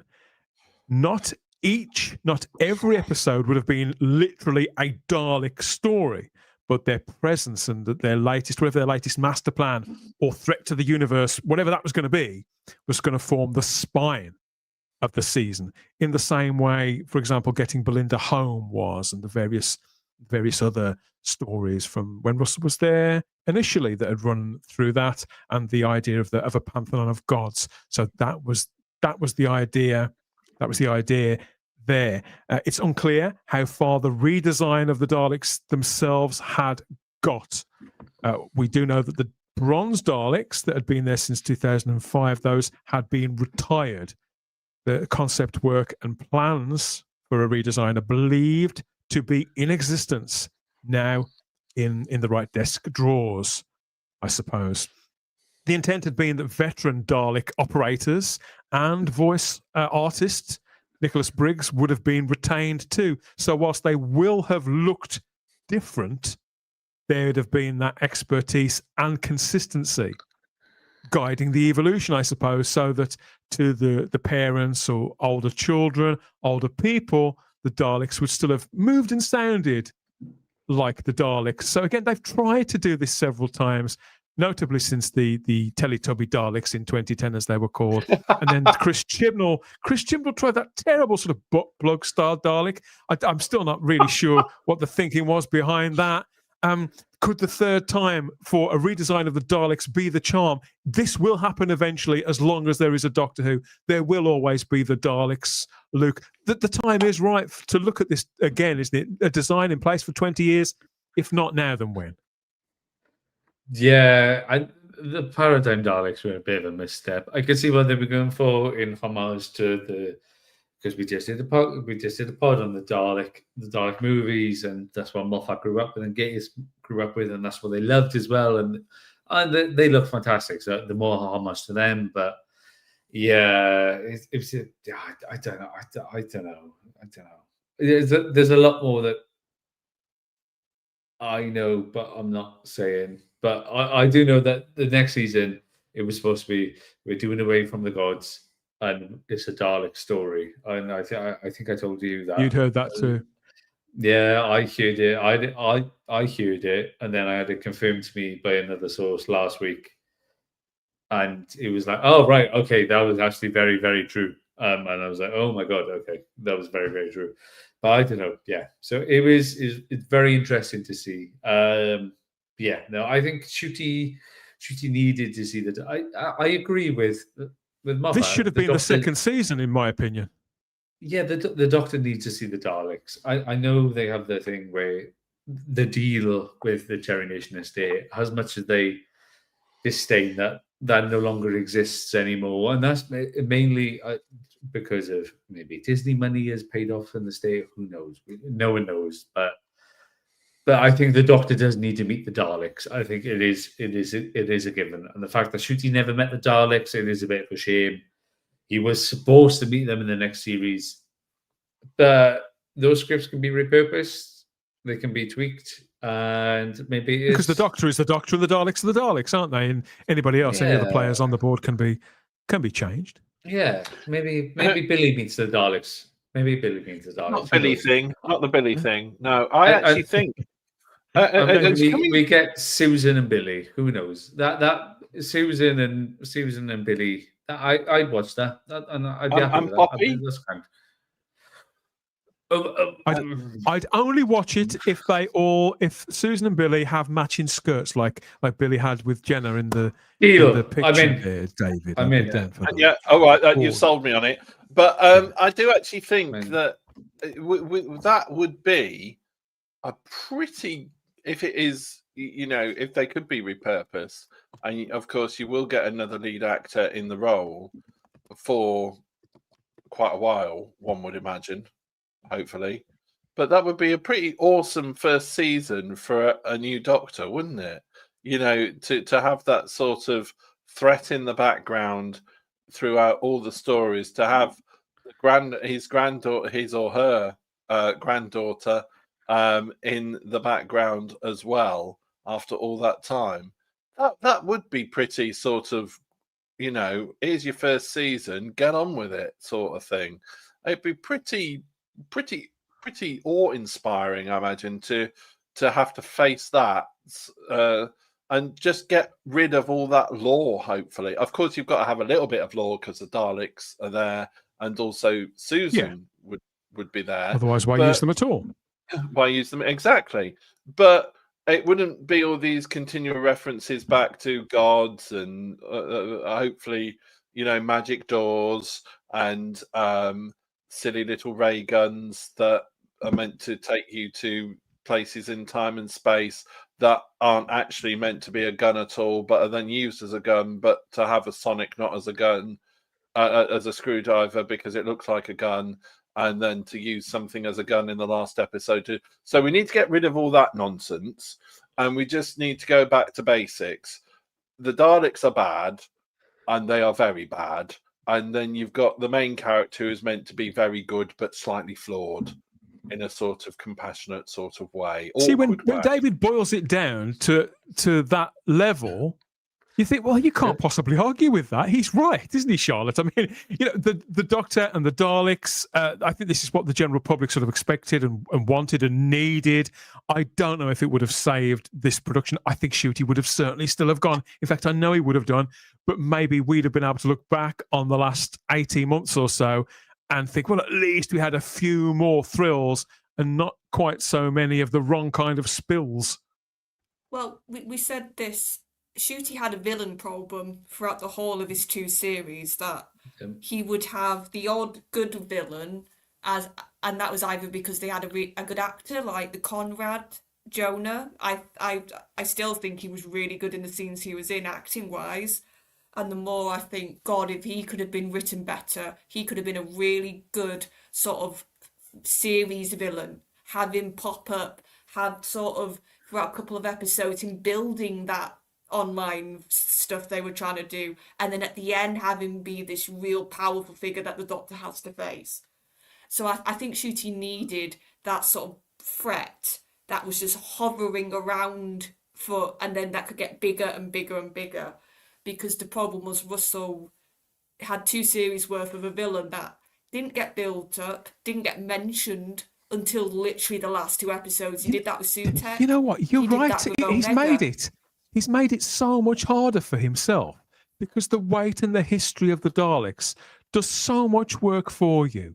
Whereas looking at characters like Sutek and Omega, who we love, to repurpose them and disenfranchise us and piss a great deal of us off, and to not develop those characters at all in any kind of recognisable way or an interesting way. If you'd have just used the Daleks, and rather than trying to sort of run before you can walk, well, I think we could have been looking back at a whole different state of play here, whereby, I believe that things would have still have played out differently, but at least we'd now be in possession of 16 episodes of Doctor Who, which would have felt a bit more fit for general entertainment purposes. I think that's the hardest pill to swallow in this. Most of it was next to unwatchable shit. Yeah, and also that the Daleks haven't really a lot in New Who. They've had some sort of arc stories, but they've sort of been a lot of 1-episode villains, or a couple of episodes they've been the focus. So it actually would have been quite refreshing and nice to have like a to have the Daleks have that continuous presence or have that continuous hint, and to sort of see their plan throughout a whole series sort of evolve and change, and sort of have that sort of thing of, oh God, what are the Daleks doing this week? Like that would have, I think, got the fandom actually a little bit more wanting to see the next episode, if I'm being honest. And the general public would have come back. The general public would have come back, whether they liked the new bloke or not. It'd be, oh, but there's Daleks, you know, David. Yeah. Everybody loves the Daleks. Could you imagine if Russell rang up Nick Briggs and just went, "Hello, Nick. You see, no, I don't want to talk to anybody else. I want to talk to you. Can you come back and voice the Daleks? By the way, remember that thing that you did with Paul McGann and Sheridan Smith, where Lucy Miller's last two stories with the Daleks and Susan after, and well, we had the meddling bunk. Well, we don't have to have him in, but and then of course there was Susan's son. And could we do something along that line over a series in sort of thing, and change the characters around a bit, and just do something like that? Because that Lucy Miller ending with Carol Ann Ford and Paul McGann and Sheridan Smith really stayed with me for quite a long time, and it's one of my favourite Big Finish things that they did with Paul McGann. When Brilliant Big Finish are story. on top of their game, their output is just as good. Stands head and shoulders next to anything that BBC Wales has ever put out. The direct continuation of the cliffhanger to the reality war, that hasn't. We've got to move on. I just wanted to say, and my final point was about 5 seconds long, which is I always, when I listen to it, imagine what that would look like on TV, and I think it would be brilliant. The direct continuation to the cliffhanger from the reality war, as of time of certainly this information making its way to me, that still hasn't been written. Now, whether there's a treatment for it, I've got no word on that. Whether Russell T Davies has actually settled on an intended path, I have no information about that either. As far as I know, Billy Piper hasn't been contracted for any length of time whatsoever, and that included the regeneration scene. It was largely done as a favour for Friends. Maybe she was reimbursed for her time, bus fare, whatever it was. But nobody is contractually on board for whatever is going to happen next. Take from that what you will.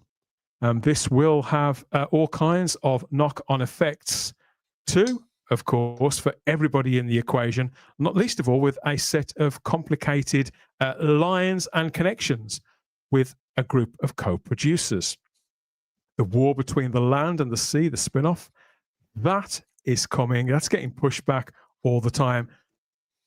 Information that we've received suggests that's not going to air until next Easter. And if you stay tuned, we hope to be getting more information on that soon-ish, in due course. So make sure you are, you're listening and watching, and you're subscribed, because it's going to be a long time still before we see the War Between the Land and the Sea actually kick off. So yeah, that was season 3 as we were going to get it there, everybody. A lot can happen, obviously, in a few months, in a couple of years. It sort of makes sense when you lay it all out like that. You can see some of these dots sort of connecting, David. It makes sense, but it makes no sense, if you know what I mean. You wonder, well, how can anybody have thought that? But obviously, this is still only part of I don't doubt, of a far, far broader picture. But the more that we find out, the more people speak, because people always speak. The more of the dots will connect, and the picture will start to take shape. We always say eventually the books will sort of be written on all of this, but there haven't been too many books written on Doctor Who past, say, full enough, past 2010. Charlotte, it's still shrouded shrouded in secrecy. We're still waiting for the Stephen Moffat book.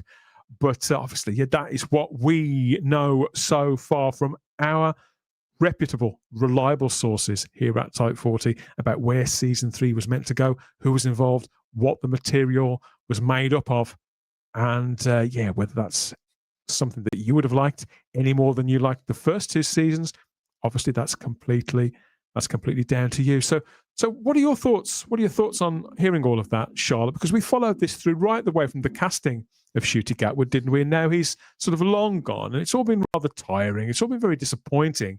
And whilst we're not entitled to know any of this or any of the stuff that we don't know, the desire, the want to know and to fill in those gaps, that's not unreasonable. That's not being entitled. That's being a fan. Oh no, I think especially when you've been left on a cliffhanger. I think if they would have just faded to black and we would have left it at that, these questions would nowhere near be as ferocious as they are right now. It's because they've given us something technically with Billy, but they've not told us who she is. And the fact that from what you're hearing, which is source information, that they still don't have a clue. They still haven't sort of nailed down what she is, who she is. Is she the Doctor? Is she the fan theory going around, which is that she's the moment again? She's Bad Wolf. I just think that's the fact that even now, apparently, they haven't at least settled on that, says to me, sort of reading between the lines, they're a long way off actually doing any season 3 of whatever that looks like. Clearly not with Ncuti now, but it could be with Billy. But if they don't know she's a Doctor yet, they clearly can't have her filming anytime soon. And Russell is still working on the scripts for Tiptoe, I understand. I know it's shooting quite soon, but as I understand it, it's quite a tight schedule on that show. So that could, obviously, he's doing other things. He's other work that's been commissioned.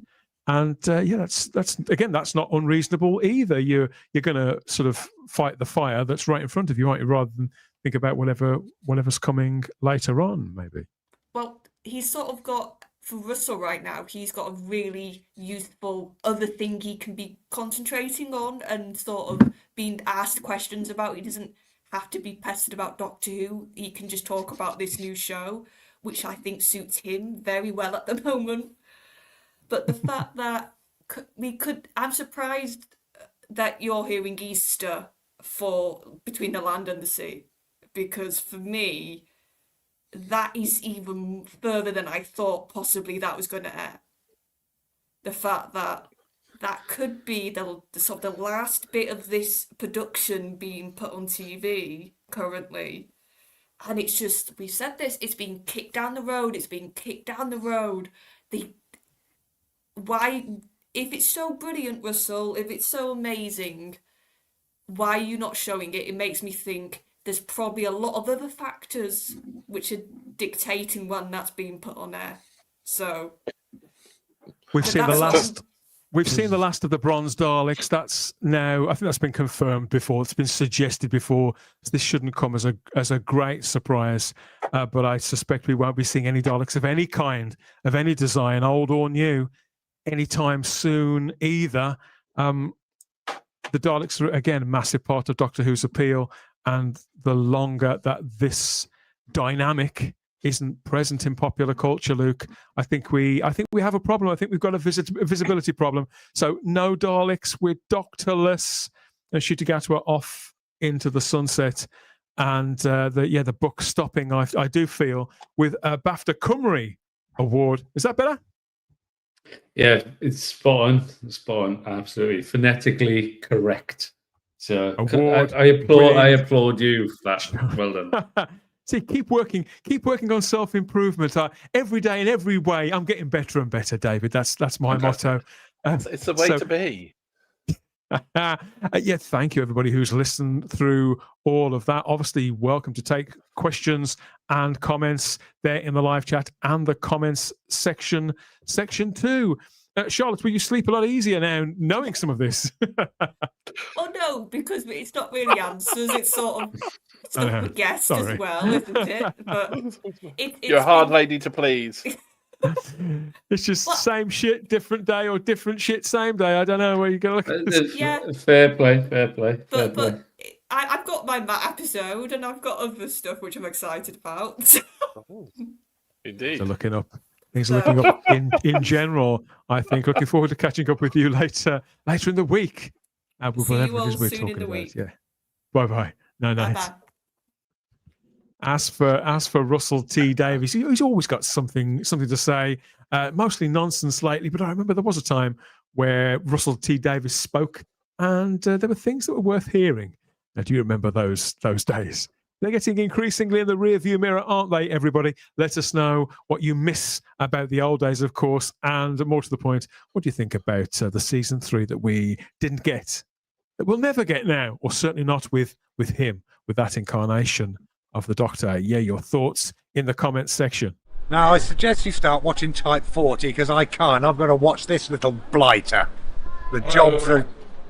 I'll have less of that from you, thank you very much. Know your place. Know your place. Look, if I have to run up a flight of stairs, you come and find me. I'll be in the lift. That's going to the bottom of the floor, then. Keep watching Type 40.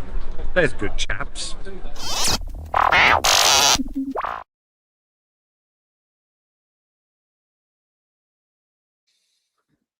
Yeah, keep fiddling with your knob. The Daleks aren't coming anytime soon, everybody. Thank you for all the comments so far. Let's go and check in with what people have got to say and their thoughts about it all so far. Dalek Lives Matter suggests the Doctor would have joined the Daleks eventually. He's obviously a big Dalek fan. DLM, I suspect. Stephen Brannick is a big fan of Charlotte's. Astute and spot on. She's so spot on. She's gone to bed now. She's off. Everyone knows it's the Doctor and the Daleks. Stephen Brannick. Dear, oh dear. Not like that.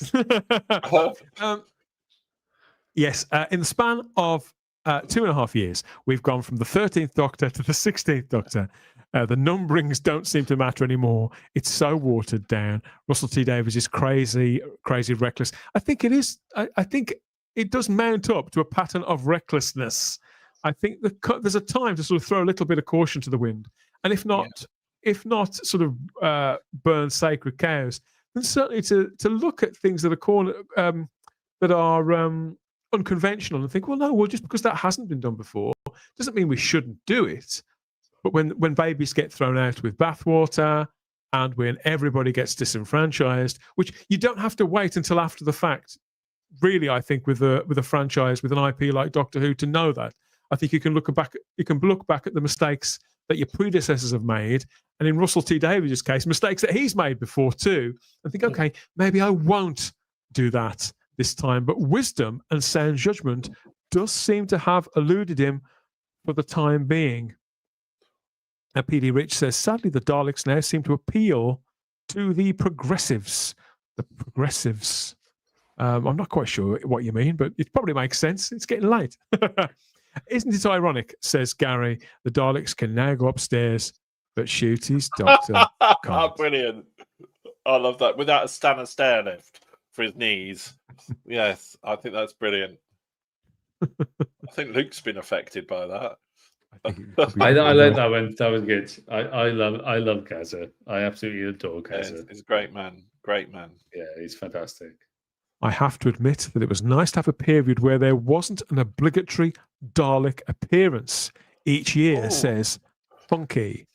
Okay, people are going to have different thoughts about that. I mean, I quite like it. I think the Daleks should be there. I think they should be, if not a constant presence, I think that it's a wise thing to do. You see, I'm a bit in two minds on that one. Because obviously, Dan, we're children of the late Tom Baker, Peter Davison time. We never saw them. Exactly, and that's the thing. So when they did appear, it was wow, the Daleks are back, and there was so much hype over them. And I think they, like in the Hartnell and early first Troughton year, they were somewhat overused. And latterly in John Pertwee's last 3 seasons, they were that they were used a bit too much, and I think they've got to get the right balance with the Daleks, because if they're that much of a pushover or that too much of a once a year rent a villain sort of thing, I think they kind of lose their sort of special powers somewhat, if we're going to talk about special powers. Yeah. So I think they need It is a X difficult factor. balance to strike. Yeah, very much so. But you know, Tom Dwarf. Tom Dwarf. Tom Dwarf. Who's Tom Dwarf? Hi. You're out there. Tom from T Dwarf Productions is still working. He's still working on his latest model there. He's been listening to us as he's beavering away. Not on a beaver, on a crab of some kind. That just sounds wrong. It's getting worse, David. It's getting worse. I think it's time to go. Hello, everyone, says Farsight. Farsight, you've just made it for the end of the show. Happy to have you here sooner rather than later. You hire Russell T Davies and you know what you get now. Caution's garbage. It is increasingly looking like that. Again, I'll always give a new show by Russell T Davies a day in court, because still his hit rate for me is pretty high. But Tiptoe coming up, I don't know. I won't be counting the weeks. Let's put it that way. Please tell me they're not letting him loose on Doctor Who again. He still did. He thought. Sorry, Dan. He still did it with Jeremy Thorpe, Peculiar Scandal, and Nolly. He's still got it. And that's what's really frustrating.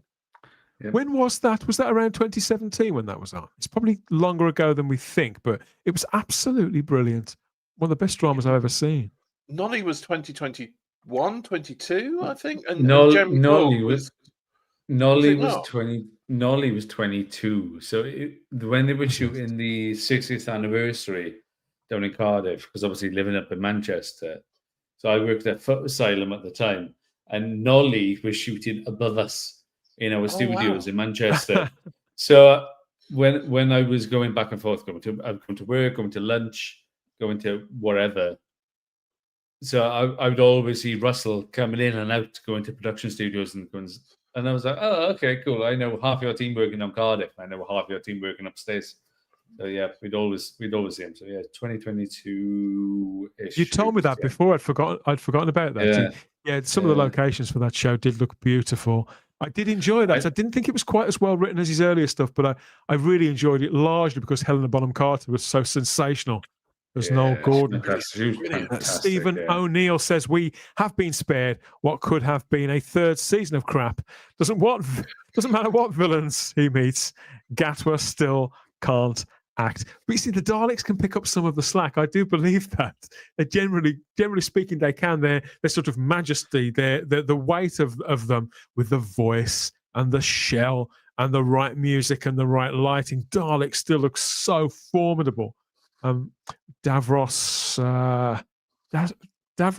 initiates the special knee-high Dalek manufacture, says Dalek Lives Matter. Yes, why not? We've got Rose Kirby still in the live chat, and lots of other people too. Yes, Rose. Thank you for those comments and for the floral tributes to Luke Walters there as well. The decoration that you gave him when you met him in person. He's clearly still treasuring the moment and each petal. You'll probably press it at a later date, won't you? Yes. So it's time for us to depart, but you can still come and say hello yourselves. Of course you can, over on our social medias, Instagram and X, as always, at Type 40 Doctor Who, or join us all in the Type 40 Facebook group. A wall full of terrific conversation and cataclysmic content, I suppose you could say, and the traditional circular arguments that Doctor Who fans have been having since about 1977. Go and get stuck into all of that there under your own name, ideally, but plenty of pseudonyms, I don't doubt. Go and pick a fight and join up with us over there in the Type 40 Facebook group. You can get involved too through SpeakPipe, through the magic of your own smartphone. Leave us any kind of feedback you like, whether it's a suggestion, a comment, a question, even a mini review. All feedback is welcome over there through the magic of SpeakPipe. There's a link to that in the description as well. But that was it. Yet again, us covering Doctor Who here on the early edition of Type 40 Live. More to come, all in good time and space, as ever, this coming Thursday with another explosive big Who. We do pick that up. In the meantime, head over to the home feed, type40.podbean.com, to catch up on the podcasts, news, reviews, interviews, previews, geek outs, and deep dives with all our regular panelists and lots of awesome guests too. So get stuck into all of that, stretching right the way back through the entirety of Type 40. All again on your app podcatcher of choice. Oh, that was all out of my system now, everybody. All out of my system. What a great show. What a fabulous conversation. Thank you for your company, guys. My pleasure. It's just before I get on a plane to go to Cyprus on Wednesday morning. Oh, mate. Early. How brilliant. Yeah. Go on. So are you packed? Are you all packed nice? All packed. Got me little Doctor Who swimming trunks in there, me budgie smugglers. I don't mean packed like that. I mean packed in your suitcase. Yeah, I know what you mean. And so I just had to get that one in there. Yeah, so got me a little got a little Davros logo on the on the front of the speedos. Where else? So off to Paphos for 10 days. Yeah, which I found out they've got BBC Three in the hotel, so I can watch. There you go. Doctor Who, Matt Smith. So yeah, so lovely to have been involved, Dan. So yeah, as always, it's been a pleasure. Unleash the beast below in more ways than one there with David Millen over on his holidays. Have a fabulous time. You and yours, of course, mate. We'll catch up with you when you get back. Thanks as always to Charlotte Shields for her company, and Luke Walters too, with his head in his hands, the exact place that you started the stream. Yeah, I don't know. I can follow that, to be honest. He's thinking, why do I do this show? Why do I do this show? No, it's I can't really. I just want to see David Millen in Budgie Smugglers. That's what I want in my life. Don't worry. That's what I need. That should be a Type 40 podcast on its own. We can't give you that, but we can bring you more news, views, banter, nostalgia, and more besides from across the Whoniverse on the next Type 40 Live, taking your comments, your rants, and your raves as ever, where all opinions are always welcome. Please double check that you're still subscribed, because YouTube, they're funny fuckers like that, aren't they? Like the video right here and right now. You'll forget if you've done it or not. Like the video, dislike the video if you like to, and hit the cloister bell to get all the notifications about whatever it is we're doing. And when we're doing it next, I'm going to run around. Yeah, I'm not going to Cyprus. This will have to do. Maybe I can put the different bulbs in, and I can just pretend that I'm in sunnier climes, David. But that's it. Absolutely. For another one. We always have the time if you have the space here at Type 40 Live. Happy holidays for some of us. The rest of us, we'll see you soon. Take care. Bye-bye, everybody. Bye.